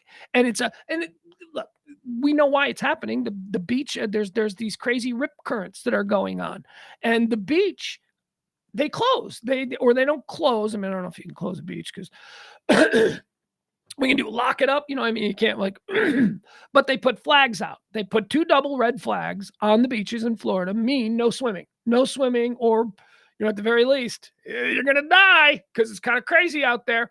But it doesn't matter because Floridians are idiots. They go down there and they jump and they're like, "Hey, I wrestle a gator." And they go in there and they swim and they die. So there were 10 people who died on that stretch of beach in the last week. And probably at the same time that I was telling the story here on High Noon yesterday, there was another death, an 11th death, this time at a beach off Destin, Florida. And it concerns Ryan Mallett. Oh, my God. No, wait, what do I say here? I don't even know. Ryan Mallett. Did you guys know Ryan Mallett died? Ryan Mallett died swimming. Sheriff blasts swimmers for ignoring rip currents as 11 people drown, including ex-NFL quarterback Ryan Mallett. Good Lord. I'm beyond frustrated at the situation that we have with tragic and unnecessary deaths, Bay County Sheriff Tommy Ford says. People are just ignoring the flags and going in there, and then they're like, "Hey, this is great." And then like an undertow or a rip current, which is something that runs under the water, catches them like a river, and all of a sudden they're underwater being dragged along. Crazy. Don't F with Mother Nature, man. Look, if the people put flags up and you've only been to the beach like 30 times in your life, listen to the people who have the flags. They know. This is their place. If they put the flags up and they say, "Don't go in the water," don't go in the water, dummy. Well, but this is my one vacation and I drove all the way from Ohio. Do you want to drive back to Ohio? Then just sit this day out. The 11th victim of rip currents. The 11 victims of rip currents have happened along the coast from Panama City Beach to Fort Morgan, Alabama. This according to the National Weather Service. Ryan Mallett, 35, who played for the New England Patriots, the Houston Texans, and the Baltimore Ravens, died Tuesday in an apparent drowning in Destin, Florida. Crazy. Of the 11 people who drowned along that stretch of coast since June 17th, 7 of them occurred at Panama City Beach, making the resort town the highest number of beach fatalities in the world. Bay County Sheriff Tommy, I bet there's some beaches in Africa that, some shit went down. I'm just saying. Some like beaches in like Qatar. They have Qatar. Wait, is that all sand? They got water at some point. I don't know, whatever. I'm just saying there are dangerous parts of the world that have beaches, and I bet. Moving on. Bay County Sheriff Tommy Ford, whose county includes Panama City Beach, said he was furious about the deaths as beachgoers disregard warnings from deputies and lifeguards.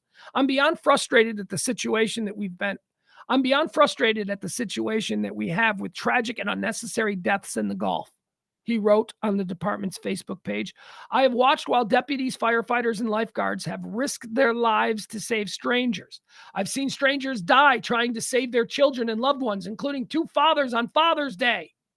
He added, these same heroes who have risked it all to save others have been cursed and given the finger while trying to warn visitors off life-threatening dangers. 60 drownings in the U.S. this year. Anyway, that's crazy. Just the story yesterday that I did was enough. Like, oh my God, why are all these people dying on this beach? And then to have a celebrity die, then be like, oh my God. I mean, Ryan Mallett, he wasn't, he's not Tom Brady. He was Tom Brady's backup, but we still remember him. I remember him in Arkansas. Actually, I remember him when he transferred from Michigan to Arkansas. I think. I don't know. I got to look that up. I don't know. Anyway, he was not a bum. He was a journeyman backup quarterback. He probably made backup quarterback money his entire career, carried a clipboard, and never had to wash his uniform. And now he's dead because he went swimming when he shouldn't have been swimming. You big dummy. SCOTUS, Supreme Court of the United States, they're doing all their stuff. Telling you we got to be on the lookout this week. A whole bunch of decisions are going to be coming down from the Supreme Court because they like to get all their shit in these last couple of days here before they go off on their, summer vacations, all that good stuff. The Supreme Court on Tuesday made it somewhat harder to prosecute online stalkers, ruling that the First Amendment protects the free speech of those who repeatedly send unwanted and harassing messages if they lack the understanding that their words are seen as threatening. Okay, this went 7-2. This 7 moronic, 7 idiotic Supreme Court. These are people who do not live in the real world. They have ruled that somebody who is stalking and harassing you online aren't doing anything wrong if they don't know they're doing anything wrong. Wrap your mind around that. I'm going to read you again. The Supreme Court on Tuesday made it somewhat harder to prosecute online stalkers, ruling the First Amendment protects the free speech of those who repeatedly send unwanted and harassing messages if they lack the understanding that their words are seen as threatening. What? I just said I was going to kill and rape you 50 times on DM. Well, I didn't know. I didn't know you would take that as a threat. What is that? That's insane. 7 moronic Supreme Court justices agree with that? The two dissenting votes are two of my least favorite Supreme Court justices. The 2 Supreme Court justices who got this right are Amy Coney Barrett and Clarence Thomas. That's the 7-2. Everybody else said, yeah, that's right. If you're an idiot stalker and you don't know that stalking is wrong, you're protected by the First Amendment. That's some bullshit, man. That is a bullshit and very dangerous interpretation of the First Amendment. In a 7-2 decision, the court set aside the stalking conviction of Billy Counterman. Billy Counterman is a guy who was stalking a singer-songwriter in Denver, Colorado. He's in jail for it, for the stuff that he did. And he's been released now. He's being released because they said, well, he didn't know he was being a perv.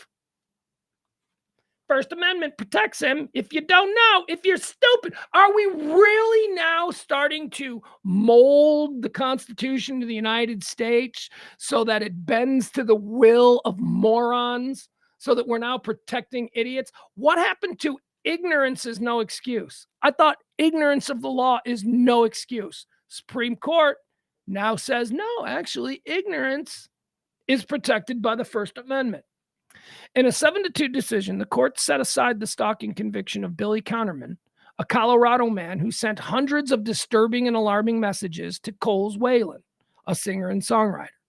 In upholding the conviction, lower court judges had said a reasonable person would understand his message would be seen as a threat. The lower court, because obviously he was convicted, so they appealed and they went to a lower court. And the lower court said, no, you're a dirtbag perv stalker. Get in jail. So the lower court said, so now they appealed again and they've made it all the way to the Supreme Court and the Supreme Court let him out. Supreme Court's like, yeah, nah, you're too dumb to know that you were being a perv creeper. In upholding the conviction, lower court judges had said a reasonable person would understand his messages would be seen as threats. But the Supreme Court said the First Amendment requires more. Supreme Court says that it requires some proof that the defendant had some subjective understanding of the threatening nature of his statements, said Justice Elena Kagan, writing for the court. Oh, God. What a dumbass. You know, no one's ever stalked you, Elena Kagan. Seriously, no one has ever stalked Elena Kagan. Elena Kagan has never been hit on. Elena Kagan has never been pursued by some guy that was a massive creeper perv. That is a terrible fucking ruling. This endangers every young woman in America. This empowers creepers and perverts to just be able to go, I didn't know that she was offended by that. What? The state must show that she said prosecutors, Kagan, she said prosecutors must prove that a defendant knew he was acting recklessly in sending messages that could be seen as threatening. She described the court's position as a middle ground because it does not require proof that the defendant intended to threaten the target of his messages. The state must show that the defendant consciously disregarded a substantial risk that his communications would be viewed as threatening violence. The state need not prove any more demanding form of subjective intent. I hate these things. Whatever. Kagan's like, he's fine. I'd be flattered if he said those things to me. Justices Amy Coney Barrett and Clarence Thomas. Look at me giving applause to two of my least favorite Supreme Court justices who are getting it right here when these other idiots. Justices Amy Coney Barrett and Clarence Thomas dissented and said they would have upheld the conviction. Barrett said, see, Barrett's been stalked. Barrett's a hot chick. Barrett's a good-looking girl. She's probably had creepers. She's probably had weird dudes. Not Kagan. Kagan doesn't know from weird guys. Kagan would love a weird guy to just give her some attention. Barrett said the ruling court, Justices Amy Coney Barrett and Clarence Thomas dissented and said they would have upheld the conviction. Barrett said the ruling could be used to protect a delusional speaker who does not understand the threatening nature of his words, as well as a devious speaker who claims to be unaware. That's exactly my point here. Now, she said she termed them as a dubious speaker or a devious speaker, which would be a devious speaker in her mind would be protected now by this ruling because he could say whatever he wants to somebody and then go, but I'm stupid and I don't get it. See these people, this is the smart. I love smart people. Don't get me wrong. I love smart people, but sometimes smart people overthink shit to the point where it is no longer practical and certainly no longer logical. That's what's going on with the Supreme Court today. Fort Worth is trending. Two different stories are trending here about Fort Worth. One, did you know Fort Worth got hacked? Yeah, apparently some big, I love me Fort Worth. You know I love Fort Worth. Fort Worth, man. Love Fort Worth. Fort Worth, what is it? Like 28 miles away or something like that? I don't know. Just right across town. You tired of this city? Are you tired of Dallas? They got another one over there. They got the Kirkland, Dallas, right over there. That's what Fort Worth would be, the Kirkland. No, come on, I ain't saying that. I got too many friends in Fort Worth. I know they are two cities with two completely different identities. I actually prefer Fort Worth. That's right, I said it. I prefer Fort Worth. I like it out there.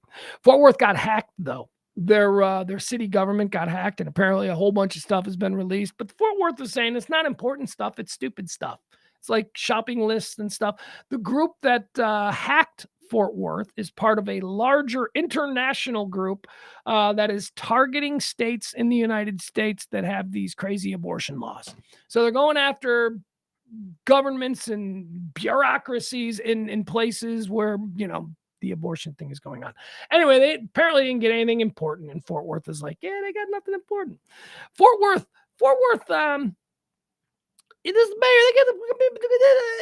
They got trying to figure out what's going on with this mayor of Fort Worth.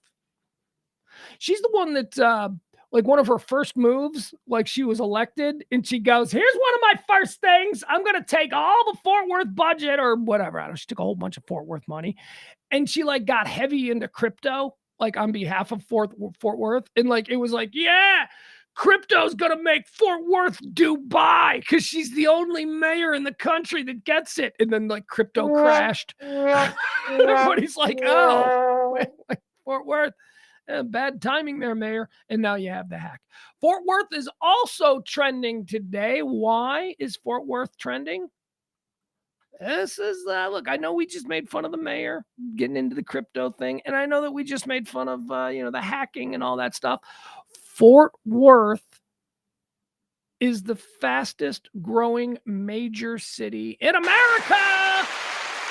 Boom town.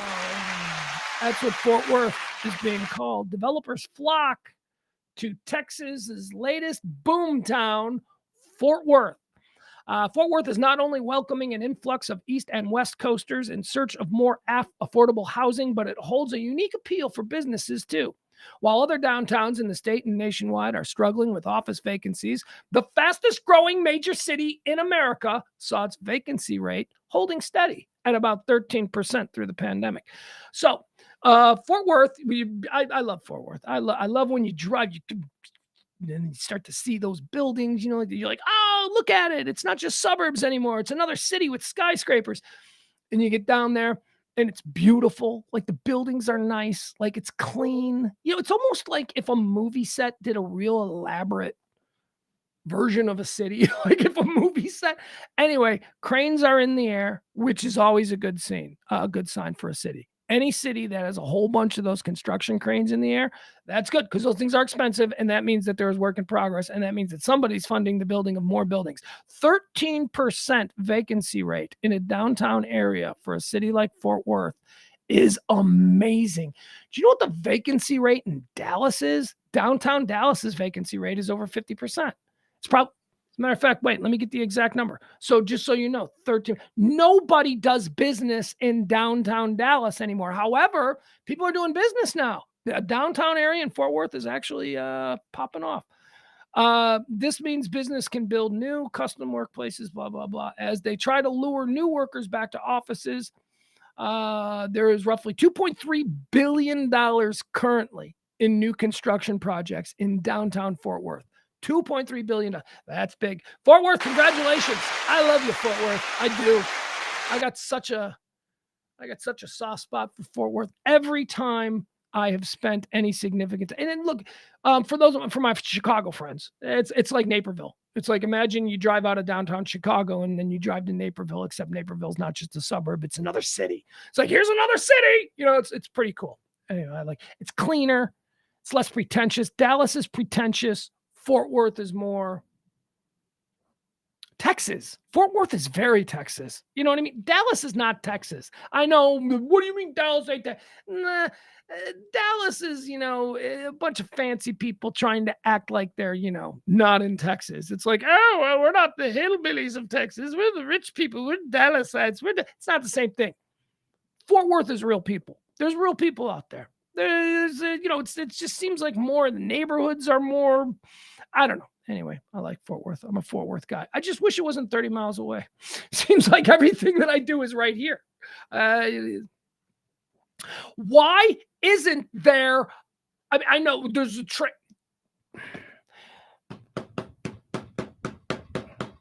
You guys, I'm just saying, as somebody who grew up in a city that really had their mass transit down, there should really be 5 different ways to get on a train and get from Dallas to Fort Worth instead of, that you could get from Dallas to Fort Worth. I'm like, yeah, it's one train. There should be other ways. And it should be a direct shot. There should be a subway. Why isn't there a subway? Ooh, that would be cool. Hyperlink, get Elon Musk. Elon's right down there in Austin. We get him up here. How about a hyperlink between Fort Worth and Dallas? I'd go for that. Nobody else would, but I would, because I like the Fort Worth Zoo, and I don't get there nearly enough. I've never been to the Fort Worth Zoo with my son. I've been to the Fort Worth Zoo with a bunch of other kids' sons. I've never been with my own son. I mean, I've been to zoos with my kid. We've been to, Lincoln Park Zoo, the Brookfield Zoo, the Dallas Zoo. We've never been to Fort Worth Zoo. Fort Worth Zoo, by the way, we all know this, better zoo. It's the best zoo in North Texas. Dallas Zoo is great. Nothing wrong with the Dallas Zoo. Dallas Zoo is great. Fort Worth Zoo is better. Fort Worth Zoo is better. All right. Let's get Fort Worth's bag out of my mouth.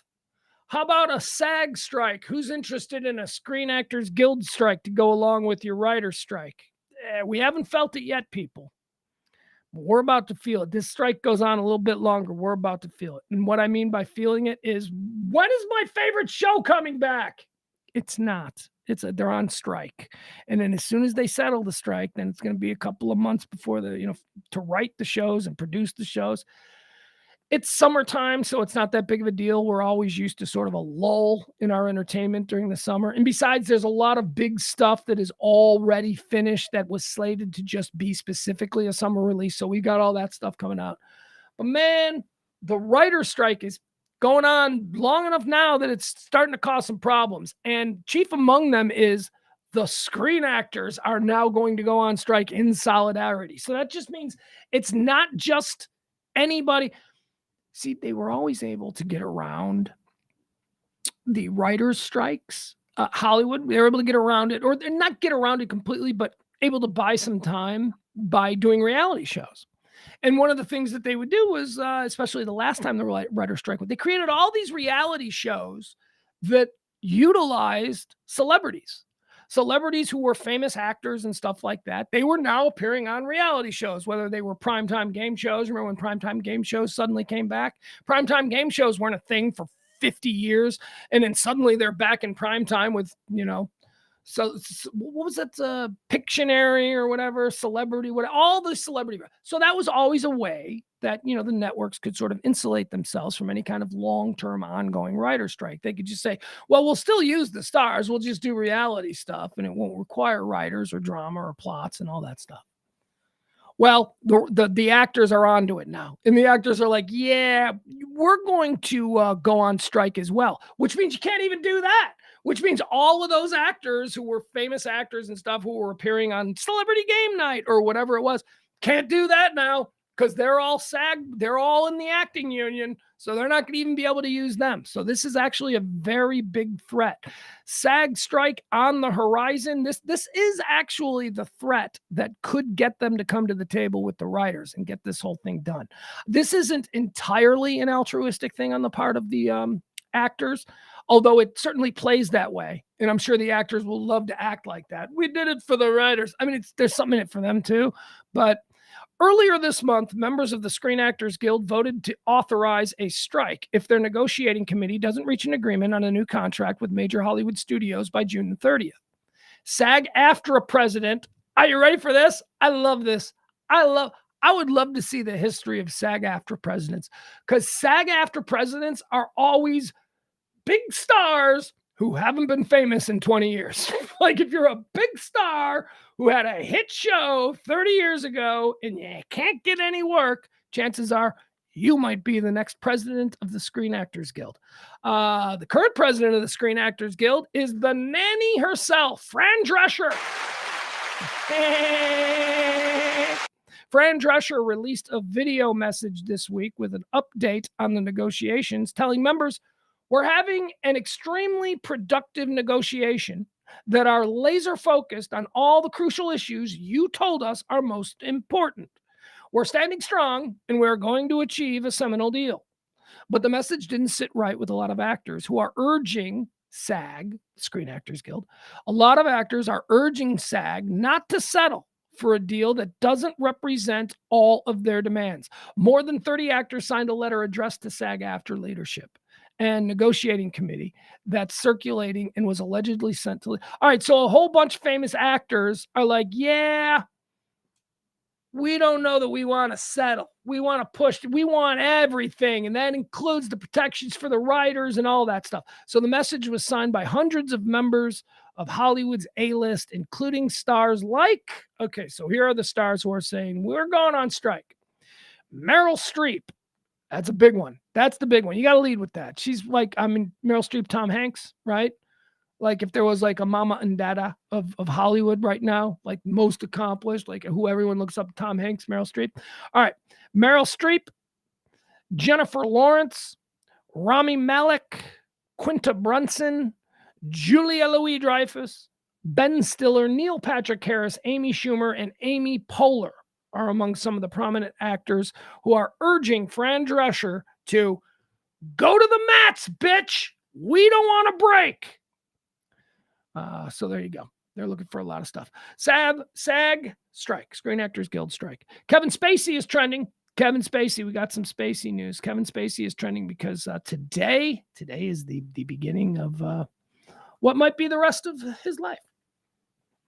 By that, I mean Kevin Spacey, we all know, well-noted sex perv. Kevin Spacey, he's been not sex criminal, sex perv. He's definitely a sex perv. But they haven't been able to prove that he's a criminal. Kevin Spacey's been charged with a whole bunch of creepy-ass Kevin Spacey, touchy-feely, putting his hands where they don't belong kind of stuff. And one by one, all of these cases have fallen apart. There was the one in Los Angeles. There was a case in Los Angeles where he was being accused of sexual assault by two men. One of the guys died before it got to court. And not like suspiciously. I think it was I don't know, whatever. I don't even know. But it's not like nobody's like, Kevin Spacey killed him. Like nobody's saying that. The dude died, so that case went away. And then the second guy, who was also a part of that case in Los Angeles, he dropped all charges. He says, nah. Then you had the Anthony Rapp case in New York, which concerned some behaviors that Kevin Spacey allegedly did during a late night theater party at his apartment. Anthony Rapp was a young actor who was appearing on a Broadway play. He was like 15. I don't know why at 15 he was out at a party with a bunch of creepy 30-year-old actors, but guess not all parents are parents. So Anthony Rapp says he went to this party at 15, late at night on a Saturday in Manhattan, and it was at Kevin Spacey's apartment. And Kevin Spacey took him in a room in the bedroom, and he described the bedroom, and he described the layout of the apartment, and he said this was here, and there was a bar over here, and they were serving drinks, and I wasn't the only young person, and described in great detail this very sort of standard New York City apartment, and said that he was taken in the room and raped by Spacey. Well, they were able to prove in court that that's not the apartment Kevin Spacey had back then. Kevin Spacey had a studio. It was just one room with four walls. There was no other bed. So the entire story, the entire memory that Anthony Rapp testified to in court was proven to be not true. Like that's not where Kevin Spacey. So anyway, so that one went away. Then there was the Cape Cod one, Martha's Vineyard. He was accused of sexually fondling a busboy at a resort there. The busboy, as it turns out, was the son of a very high-profile Boston television news anchor. And the story became public because the Boston television news anchor went, my son was molested by Kevin Spacey. And that got thrown out of court. Right? There was not enough evidence, so that one got caught. But we all knew about that one, and it seems like there are all these charges. Kevin Spacey is, don't get me wrong, a weird dude, not a nice man. See, by all accounts, everybody hates his guts. He seems to be a complete jerk. Great actor, great actor. I will see Kevin Spacey as an actor. He's great. But he's supposed to be a dick. So, that's just who he is. So people are gunning for him, but he has knocked down every single one of these charges.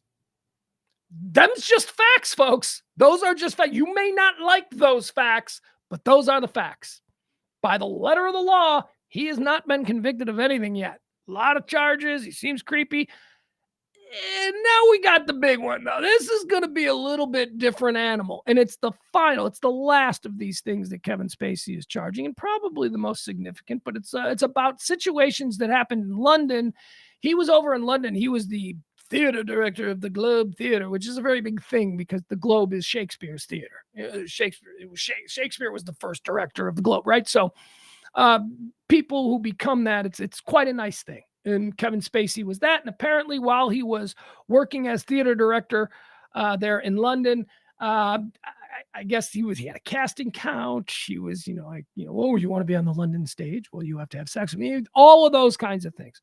That trial begins today. Oscar-winning actor Kevin Spacey appeared in a London court on Wednesday at the start of his 4-week trial on a dozen sex offense charges. Now, remember, you might think I'm offering a judgment, but that's on you. I'm just putting the facts out there. I told you we went down the letter of all of the different things that he's been accused of and how he has been able to skate or prove false the accusations against him. This is a big one, though. This is 12, and we're going to see. This is going to be interesting.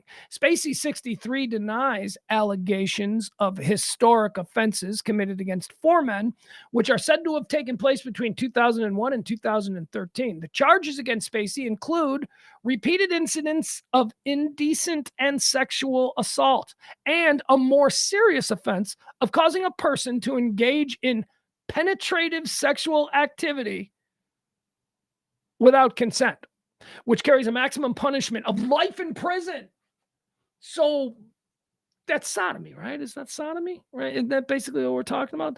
A more serious offense of causing a person. Okay, the offense, what are you being charged with? You're saying that I caused a person to engage in penetrative sexual activity without consent. Well, that means that he penetrated somebody, because it makes it seem like the other guy it seems like the victim penetrative, he forced someone to engage in penetrative sexual activity without consent. So you can't force someone to sodomize somebody else. There has got to be some level of consent in order to penetrate in that way. Your body has to be consenting. Your blood has to be consenting to flow to a certain. So you have to be into it on some level.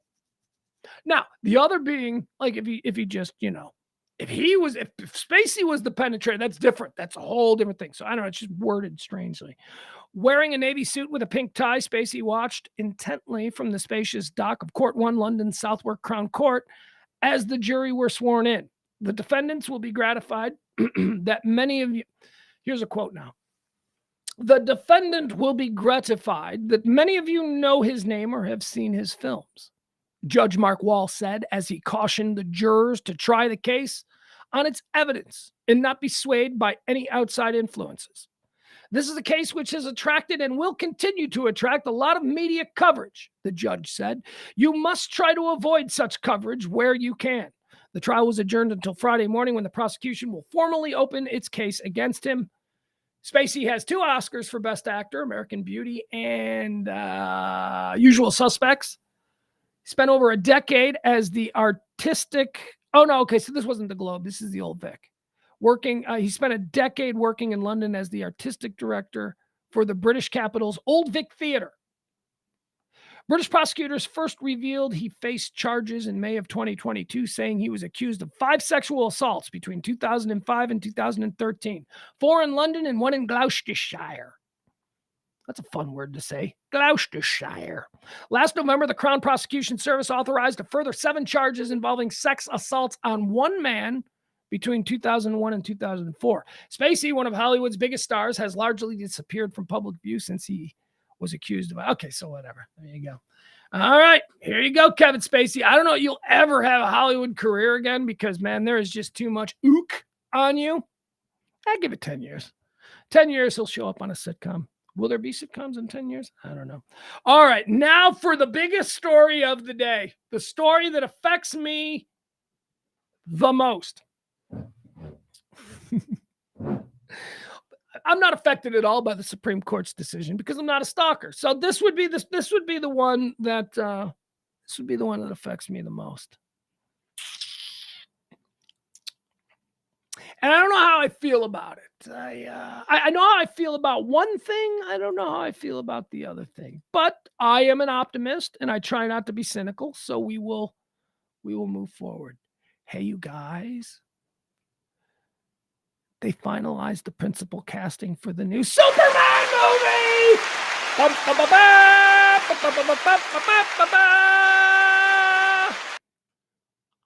I'm a Superman guy. I don't give a shit, you Marvel nerds. I'm a Superman guy, man. I'm an old head. I come from Christopher Reeve, 1978 Superman. That's where it all began. You D-bags who want to crap on the Man of Steel. Superman is where it all began. It was the first superhero blockbuster film. They didn't exist before Christopher Reeve and Gene Hackman and Ned Beatty and Margot Kidder burst on the scene and Richard Donner's Superman. Holy crap. I was a little kid. I saw that and I'm like, Superman, that's my guy. Superman has always been my guy. Now, I will admit that Superman, when viewed under the modern lens of superhero expectations, he pales. Superman's kind of lame. Superman's kind of a dork, right? But he's Superman. And for my money, I take Superman over all of them. I know. Don't get into the weeds with your Dr. Manhattan is actually, no, the Scarlet Witch is really the one with the most. Stop it with your, parsing who has all the powers. Superman. Here's the one thing Superman can do. And there's probably other guys who can do it too. I bet the Flash can do it. But I don't care. Superman can spin around the earth so quick that he can turn back time. That's a thing. That's a superpower. Anyway, I'm a Superman guy. I even love Brandon Routh. Oh, don't get me started. That Superman movie that they made around like 2001 or something that bombed that nobody liked. That's Brandon Routh. I didn't have a problem with Brandon Routh. Man of Steel? Get out of here. I loved Man of Steel. Man of Steel was great. At the end of, was it Zack Snyder's Justice League? At the end with black evil Superman in the black suit? Was that, oh man. Would somebody please give Superman an attitude? You know what else they did? They betrayed, DC shit the bed when they betrayed who they were during Batman versus Superman. When they had Ben Affleck beat Superman, get the fuck my kid doesn't appreciate Superman. I've been pushing Superman on my kid his whole life. And he's like, no, because it's not part of his generation. There has never been like a really good Superman movie in his generation. And Superman have been boring. It's hard to do the Clark Kent character. It's hard because, Tony Stark is the alter ego of Iron Man. How do you compete with that? Tony Stark is fantastic. Tony Stark is fun. He's crazy. Superman's boring. Clark Kent's whole thing is that no one will notice me and I won't stand out. No, but that's his whole thing. We need to change that. Anyway, we got a new Superman. His name is David Corenswet. I don't Corenswet. He's a Ryan Murphy actor. He's been in a whole bunch of Ryan Murphy things. Apparently he starred in a Netflix series for Ryan Murphy called The Politician that I didn't see. He also starred in the Ryan Murphy Netflix thing, Hollywood, which I think was about gay Hollywood. I don't know what that was about. Is Superman gay? I don't have a problem. I don't care. Although it's going to screw. Superman can't be gay because Lois Lane. Anyway. All right, I'm going on record saying I don't want Superman to be gay because I like the Lois Lane dynamic. I don't want that to change. Well, what if it was Larry Lane? Stop it. Stop it. I'm a 53-year-old man. You don't need to do this to me.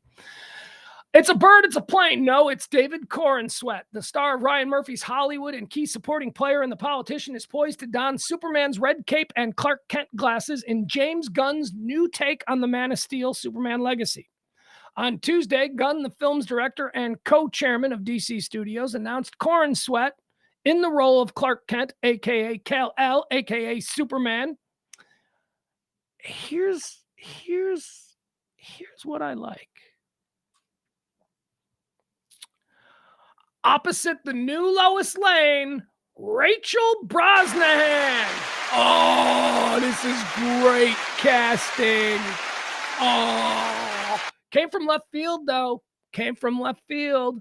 I mean, look, I had never considered the marvelous Mrs. Maisel as the new Lois Lane. But when this was dropped on me, I was like, okay, I can totally see that. Yeah, Mrs. Maisel as Lois Lane. That'll totally work. A little disappointed because one of my favorite actresses out there now, Alexandria Daddario, she was expected to be the guy that James Gunn chose for the role of Lois Lane because she had been playing Lois Lane in numerous DC Universe things. She voices Lois Lane, and she did some kind of like CGI thing where they used her. Anyway, it was thought that Alexandra Daddario was going to be the new Lois Lane, and out of nowhere, here comes the fabulous, or the marvelous, I should say, the marvelous Mrs. Maisel. She's the new Lois Lane. Here, I'll give you a picture of these two just so we know.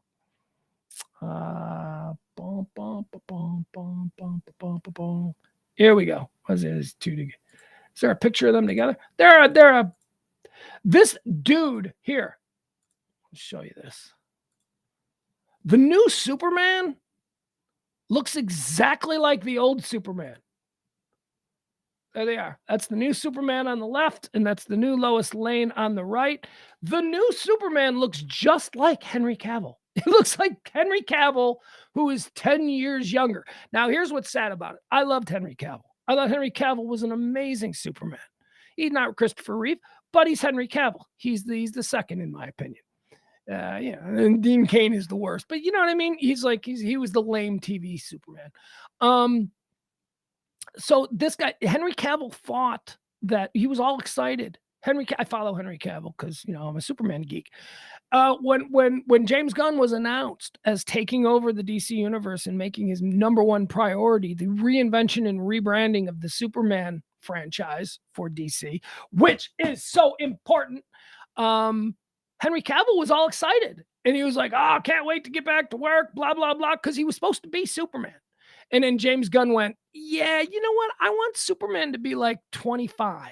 I don't want Superman to be 40. And, Henry Cavill's 40. So I need Superman to be like 25, and we need to plan on like him being Superman for the next 10, 15 years. Can we do that? That's what they're doing. And here they are. It's the new Lois Lane on the right, and that's the new Clark Kent Superman right there. Very excited. Very excited about the whole James Gunn control of the DC universe. Because it's not a war. So they say you're Marvel. They're both good. They're both good. I don't really, I like Superman, but that's just me. I also like Batman. Batman's my second favorite, right? Superman, Batman. But I'm a man of my era, right? Those are the things that when I was little that I was into. I didn't know from Iron Man. Iron Man was a spare. When I was like 16, 17 years old, Spider-Man was legit. Captain America was legit. Batman was legit. Superman was legit. Wonder Woman was legit. I was big Justice League. Again, all the Justice League. The Flash was legit. The Hulk was legit. The Hulk was Marvel. But like these guys that are like big now, like Thor and Iron Man, they were completely forgettable when I was 12. I was like, these guys aren't cool. These guys are like lesser superheroes. And now they're like the biggest ones ever, all time ever. Guardians of the Galaxy. I had never heard of the Guardians of the Galaxy before it became a movie. Oh yeah, it wasn't a good one. It wasn't one that kids in 1984 were reading. At least not cool kids. All right, Superman. There you go. Interesting story about the NFL and weed. That's right. Interesting story about the NFL and weed. Travis Kelce is out there talking. Travis Kelce's a big weed head. Travis Kelce's also one of the best football players of his generation. Travis Kelce is big weed head, like smokes weed all the time. So shut the F up about, no, it's going to ruin your career. No, it doesn't. No, it doesn't. For people who are peak athletes, who are super athletes, marijuana has always been something that they've used not to get high because, hey, man, I like to get high, but something that they've used for recuperation of muscles, recuperation.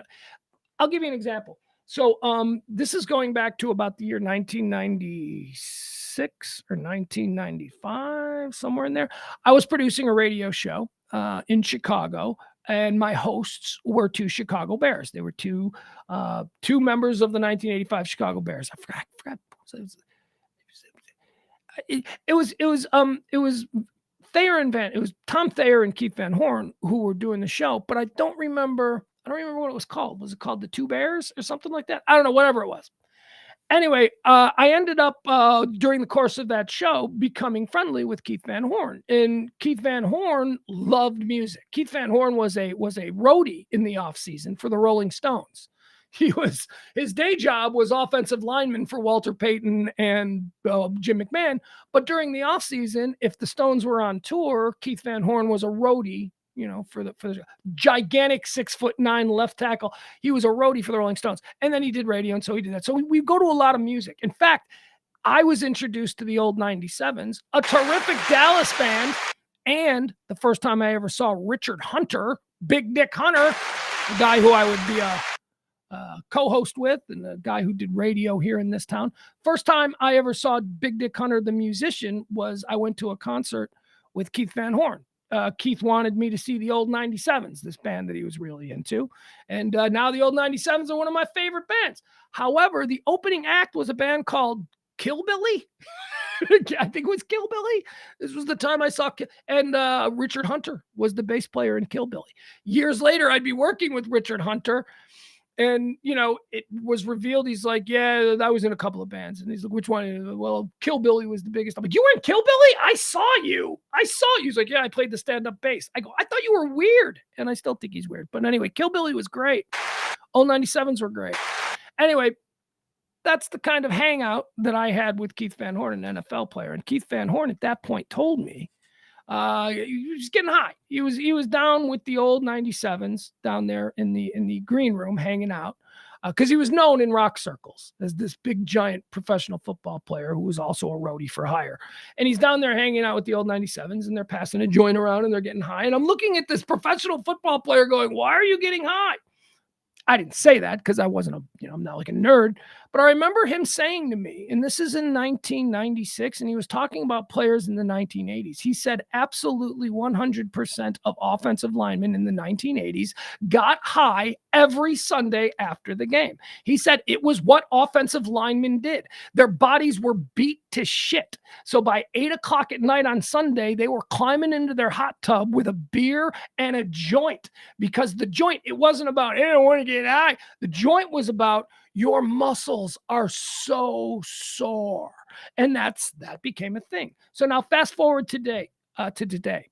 Travis Kelce is talking about cannabis use among NFL players. Now, I've always known that cannabis use was rampant in the NFL. Again, therapeutically, though. This isn't just, man, I'm just going to smoke because I'm going to, flaunt the rules. No.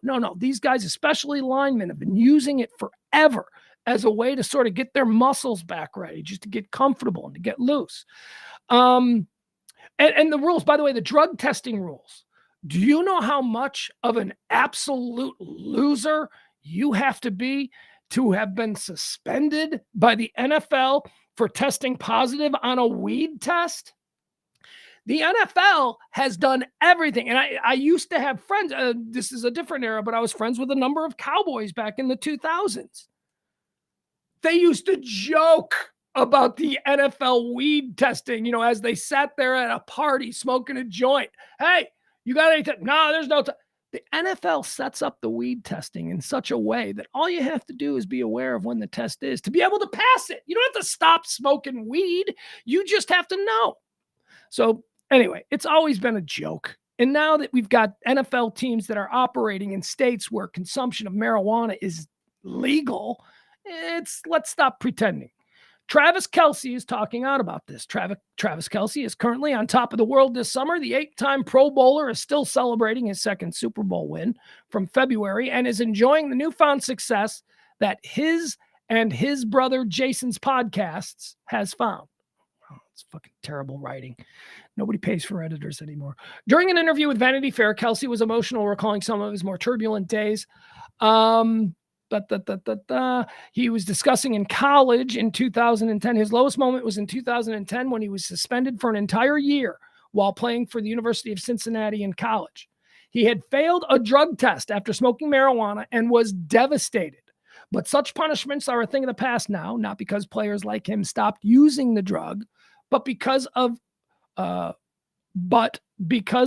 change in rules. Since 2021, players are tested during only a 2-week window at the start of training camp. The only time that an NFL player is allowed to be tested for weed is between this 2-week period at the start of training camp. So all you have to do is stop smoking weed like 3 weeks before those 2 weeks, and you're fine. You're in the clear. If you stop in the middle of July, you're fine. Kelce told Vanity Fair. A lot of guys stop about a week before and they still pass it because everybody's working out in the heat and sweating their tail off. Nobody's really getting hit for this anymore. Kelce's coming off his 7th season, blah, blah, blah. He goes on to say, all right, now here's the most interesting thing. He was asked, what percentage of players currently in the NFL does he think are regular users of marijuana? Travis Kelce puts it anywhere between 80 and 90% of NFL players. He also goes on to talk about, again, it's not because we like go out and party and we're with a bunch of, it's therapeutic. It's muscles. It's about how it makes our body feel. Anyway, I thought that was interesting. Travis Kelce, he didn't give a shit. He said 80 to 90% of players in the NFL are smoking weed regularly. Totally believe it. I totally believe it. Let's see here. This is kind of interesting. All right, so this is a story that I saw. This is Money Magazine put this out. I have heard of the expression, and this was sort of popularized during the pandemic. The expression of quiet quitting. Have you heard that used? What's going on with you? I'm quiet quitting.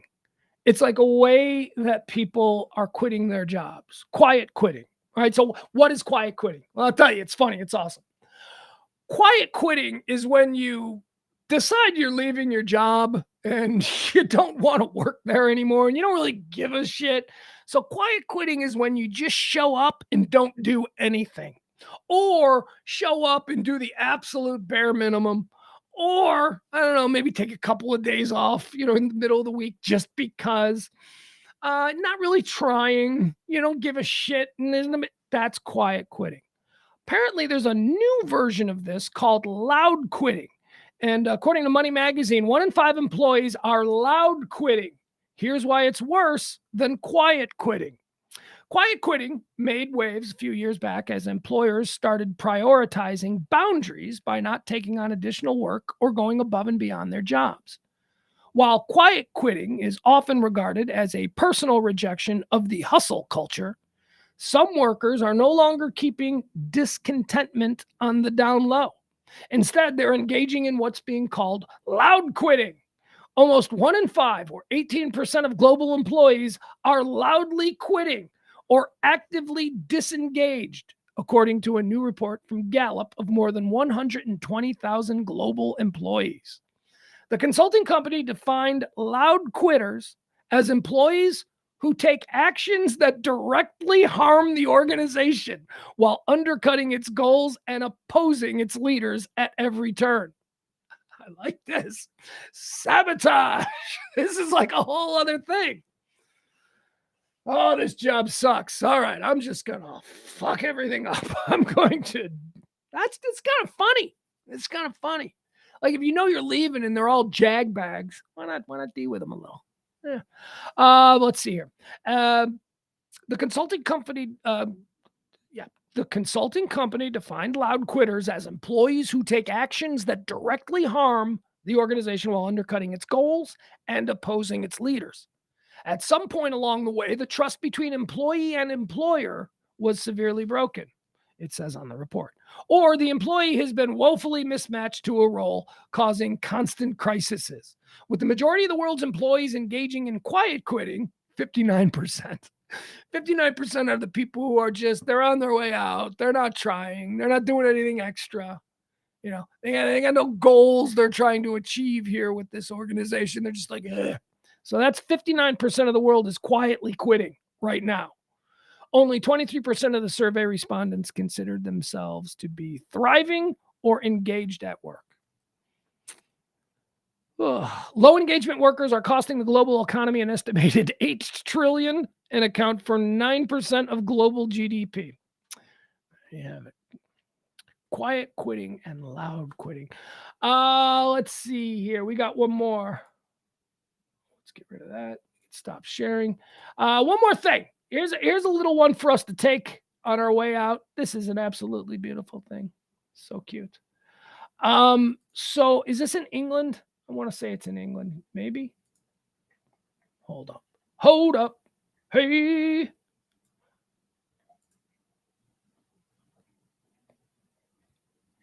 Hold on. Oh, you like to watch the commercial? Oh, hell no. All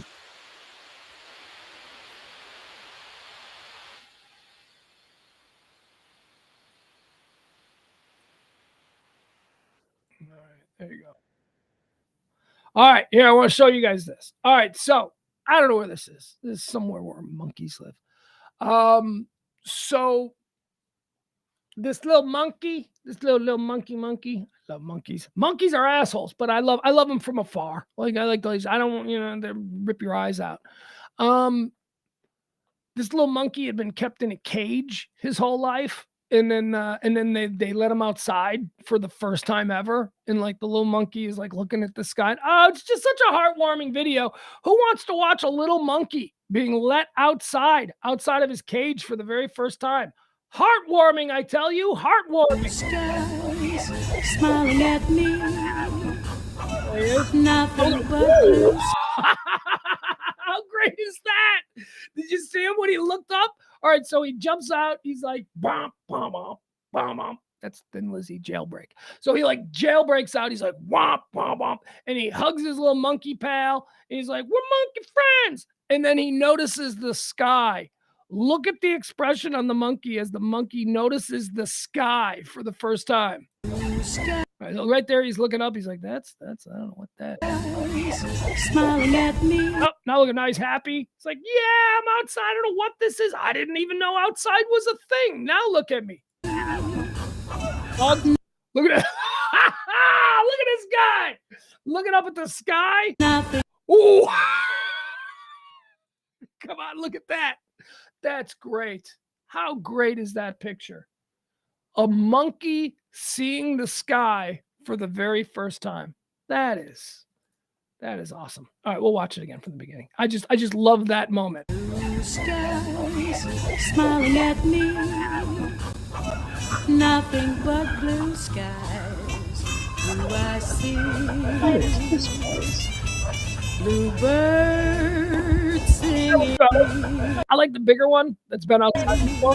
Like he's like telling him all the cool shit he's gonna see. He's like, oh my God, you won't believe it. They got these things that you can climb on, and sometimes sweet tasting things grow on them. They're called trees. Oh, there's so much stuff you're gonna see here in the next couple of days. Bluebirds singing a song. Nothing but bluebirds all day long. Never saw the sun shining so bright. Never saw things going so right. Blue skies smiling at me. See, this is good distance for me with monkeys. I don't because they smell and they're really strong. And like, you can't cuddle with a monkey. Here's the problem. Cuddling when it's you and a monkey, cuddling is entirely dependent on what the monkey wants. If the monkey wants to cuddle with you, this is the problem with the monkey.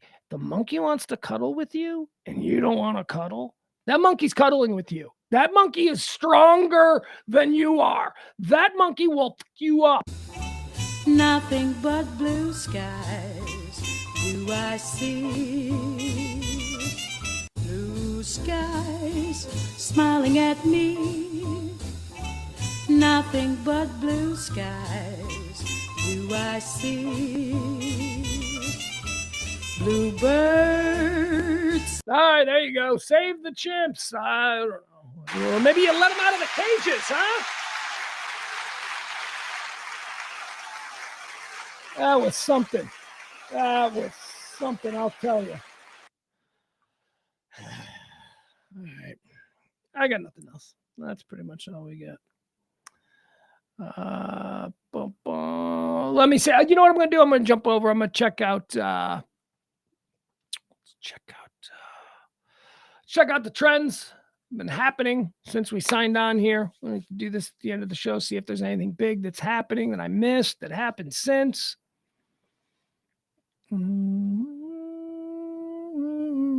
Now I got that stupid song stuck in my head. What's that about? That ain't cool. All right, let's see. Howard Stern is trending. Howard Stern is trending. I don't know what he's trending for. I clicked on this earlier. I was like, oh, do we need to? I don't know what he's trending for.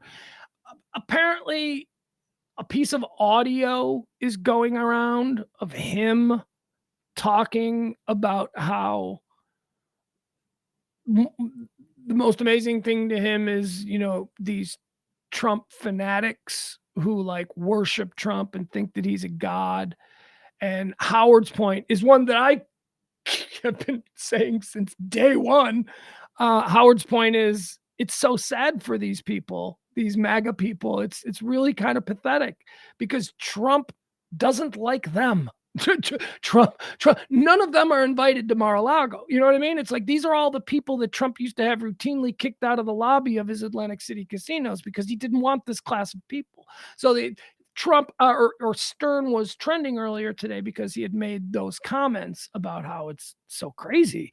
I mean, these are people that Trump would call security on if they showed up at the, but they love him. They think so. That's why he was trending. I don't know. Well, let me click on it. Fine. We'll click on it. Let's see what's going on. I see another one. Oh, well, okay. Here. I mean, I'll play it for you. It is trending. I didn't want to get into it because I figured there was too much Trump stuff going on, but who cares? I do think he's right. I do think he's absolutely right in saying this. Here it is. This is why Howard Stern is trending.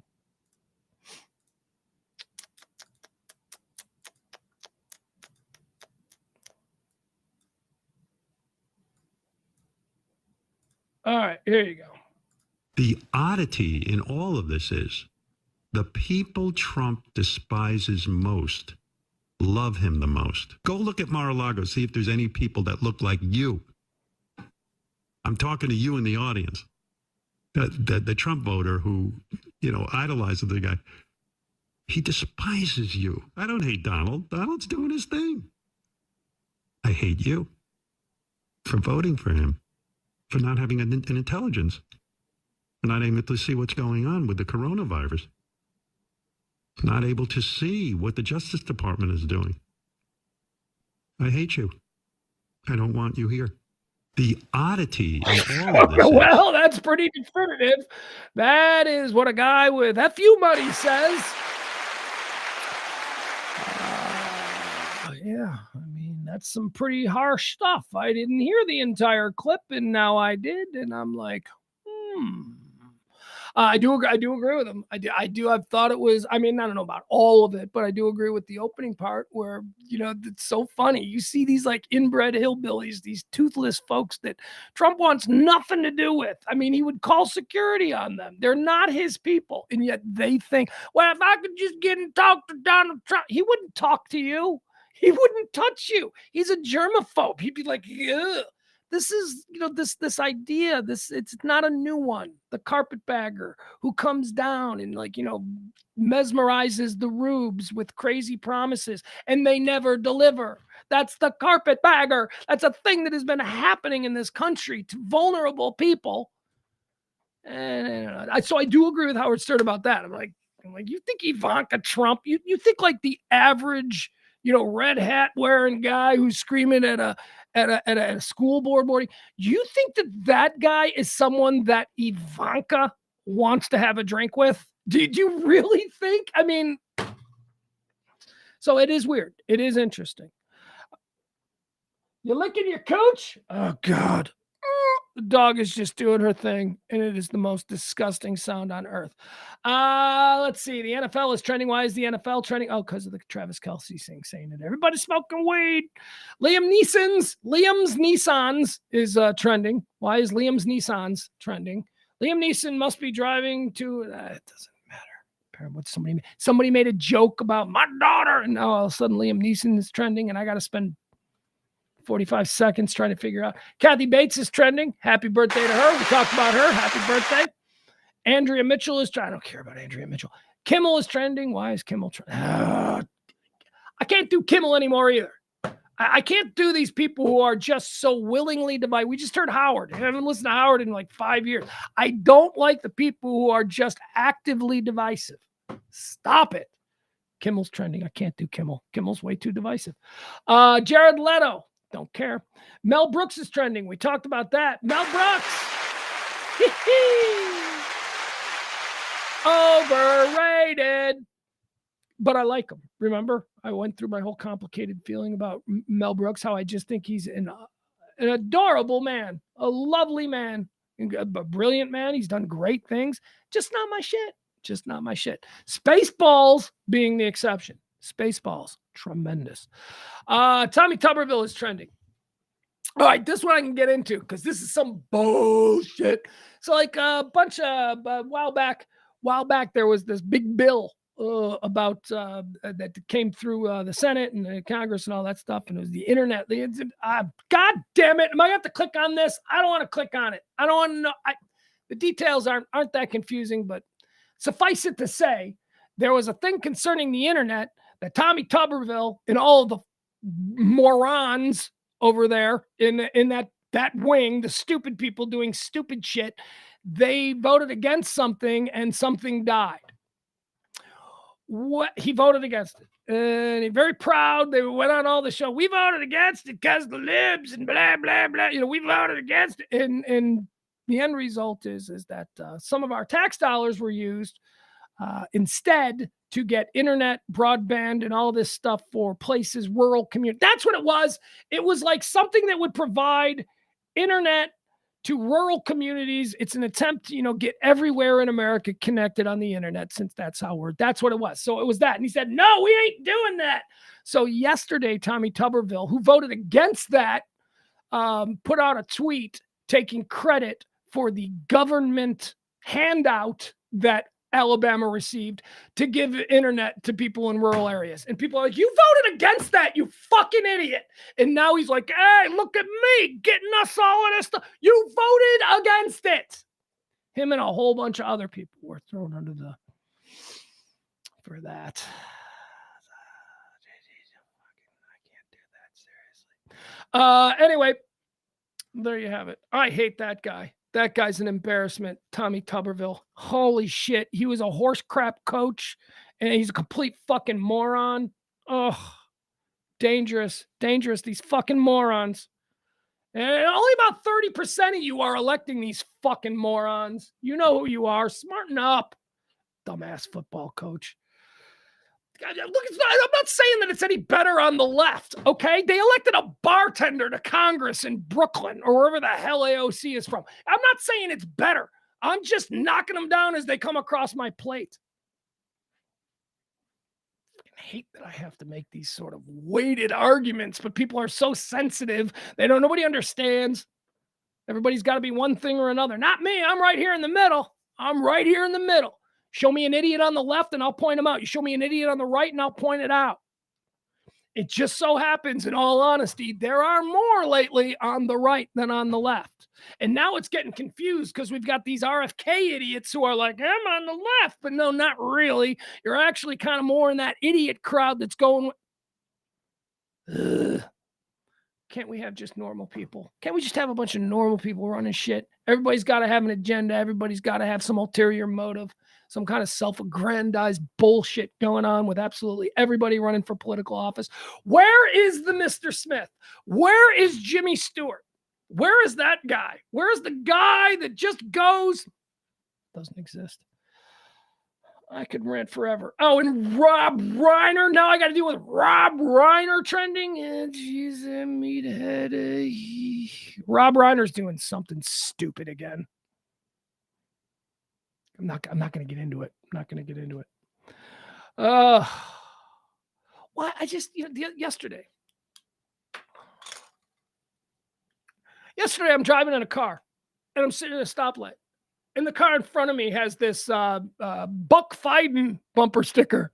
Fuck Biden. It's that thing. It's like that bumper sticker. But it's, it's funny because they took the F and they just changed it. So it's funny. And I'm sitting in traffic and I'm behind this person and I look and it's just a woman.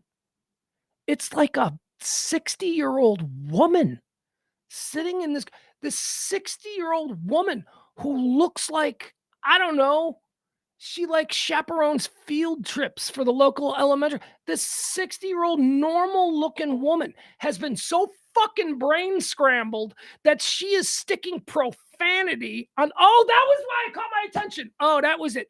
There was also like a sticker for whatever Christian evangelical church that she belongs to. So she's got like a sticker of some Christian evangelical church. And then right underneath it was Buck Biden, which I thought was, this is a church lady like going out in public, basically dropping F-bombs for everyone to see. And I'm sitting here and I'm sitting behind her and I'm like, what is going on with this woman's life? That her entire brand identity is fucking politics? If your identity is politics, if your identity is party politics, if your identity is politics, that's one thing, right? Because you're just into politics and I have to assume that you're looking at it from, but if your identity is partisan politics, party politics, you are one of the people who have been broken. You are one of the people who have been exposed to whatever this long-running mind experiment has been. And you need to acknowledge it. At some point, you're going to have to go, fuck, I went a little bit nuts. I started to believe that JFK Jr. was still alive. Holy shit. I really believe that. At some point, some of you are going to have this realization and you're going to have to come back to the rest of the pack. And I, for one, promise that I won't bring it up. I'm not going to forget. Like I'm not going to bring it up. All right. Come on back into normal society. I know that you thought, I know that you thought JFK Jr. is still alive. And I know that you thought that Tom Hanks was a lizard pedophile guy. I know all of this stuff. But we're never going to bring it up. We will never bring it up, and we'll just move on, and we'll try and pretend like it never happened, okay? It's not going to be brought up. You don't have to worry about it. But ain't nobody going to forget. Ain't nobody going to forget. That's the bad thing about you people. Nobody's going to forget. We might let it slide. We might not bring it up because it's awkward and weird and really disturbing, but we're not going to forget, which means the next time something important happens, you're not a serious person. They're not serious. Wasn't that the person who thought that that guy in the fedora was JFK Jr.? Isn't that what they used to believe? Isn't that? How did we get here? How did we get to this place? We're like half the country is just openly engaging in a mass delusion, a mental illness, a shared mental illness.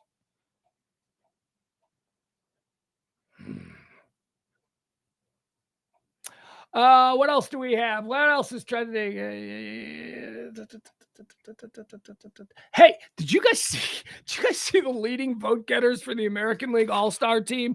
Jeez Louise, man. Why don't we just call the American All-Star League All-Star team this year the Texas Rangers? There's like every position.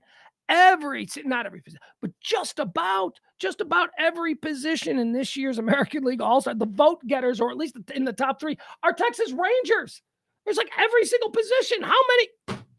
Unbelievable. What do you want? What?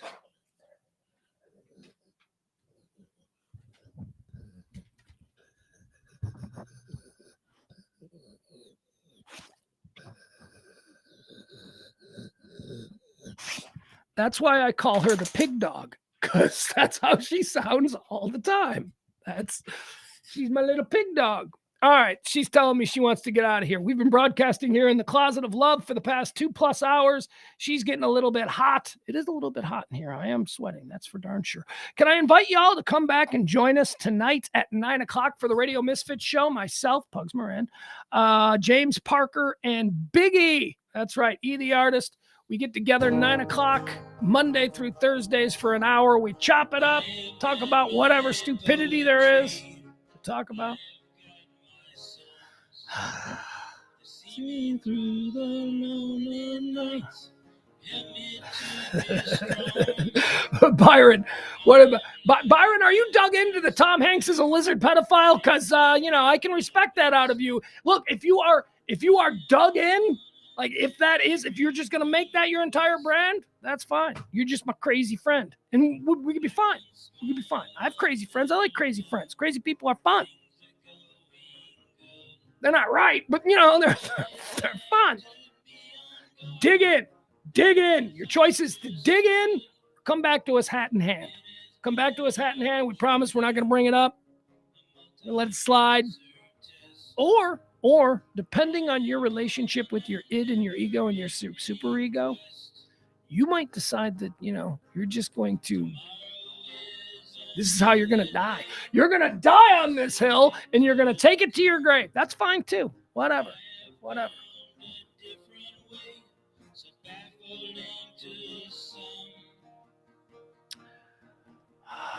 I just described in just shit talking Byron. I referenced Freud's psychic apparatus, the id, the ego, and the superego. I don't know why that came out. I don't know. I'm such a pretentious D-bag sometimes. I'm sorry. It's good reading though. If you ever want to read something, I would do that. You could just read all about Freud and his breakdown, his psychic apparatus, which is the id, the ego, and the superego. Wikipedia explains a lot. And it's why a lot of people refuse now to admit that JFK Jr. is not still alive. It's because of their relationship with the id, the ego, and the superego. What they're willing to cop to. And why they're resistant to cop to things that are obviously true. Why do people stay dug in? Id, ego, and the superego. The psychic apparatus of Freud. Tonight at 9 o'clock, we're going to break that down. No, we're not. Thanks, guys. I had fun today. Did you guys have fun today? We'll be back tomorrow. We do this every Monday through Friday, noon till whenever. All the hot topics, current events, whatever it is, we'll get it to you. Tip the show if you can. We always appreciate that. End of the month times. You know how that is. This show exists entirely on your kindnesses, gratuities. I'm your pizza guy. I'm your whatever. Whatever. Whoever it is you tip. A little something in the Cash App, a little something in the Venmo. You can see it right there on the bottom of the screen. That would be greatly appreciated. Oh, God, it's so hot. Hold on. Oh, how hot is it outside, though? Like, it's hot in here. It's 98. It's now 98. So it has gone up. It was, it's gone up from 96 to 98 in the last hour. Look at this. We gave you 3 hours today because I love you.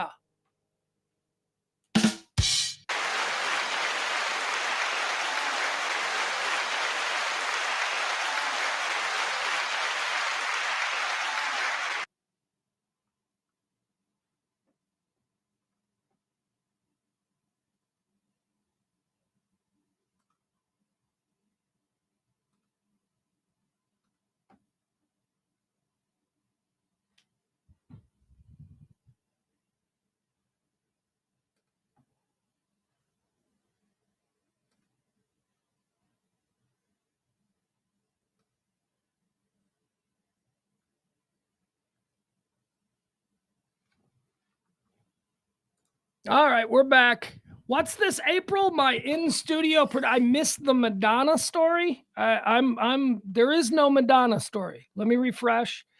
What are you seeing? This is why she's my producer in the chat room. What are you seeing that I am not seeing? Number one on Twitter right now, trending is Iraq. 2 is some Taylor Swift thing. Let me refresh. Iraq.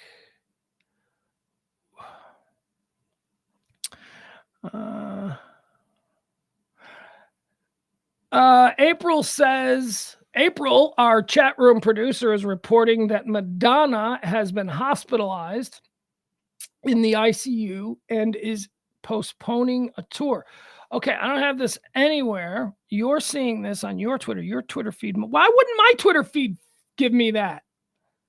I completely believe what I'm being told by April because she's, hold on. All right, let me see if Google Trends has it. Because Twitter is useless. I mean, Twitter's great for breaking news and all that kind of stuff, but all right, let's see here. Yep, here we go. So this is all breaking within. The earliest story here is 23 minutes ago. Variety put out, let me see what the story is. Let's see. Variety went first with it. At least they're getting the credit. Madonna postponed celebration tour after serious bacterial infection and ICU stay. I don't think this is worth me doing it. She seems fine. April. Madonna's forthcoming celebration tour has been postponed, according to an Instagram post from her manager, Guy Ozieri. The tour had been scheduled to launch in Vancouver on July the 15th. On Saturday, June 24th, Madonna developed a serious bacterial infection, which led to a several-day stay in the ICU, he wrote. Her health is improving. However, she will stay under medical care. A full recovery is expected. All right, there you go. If anything more develops on this, we'll let you know. Thank you, April. Appreciate it. See you tonight at 9 o'clock. Bye, everybody. Radio Misfits presents the High Noon Report with me, Pugs Moran, here on the Radio Misfits podcast and live streaming platform, RadioMisfits.com.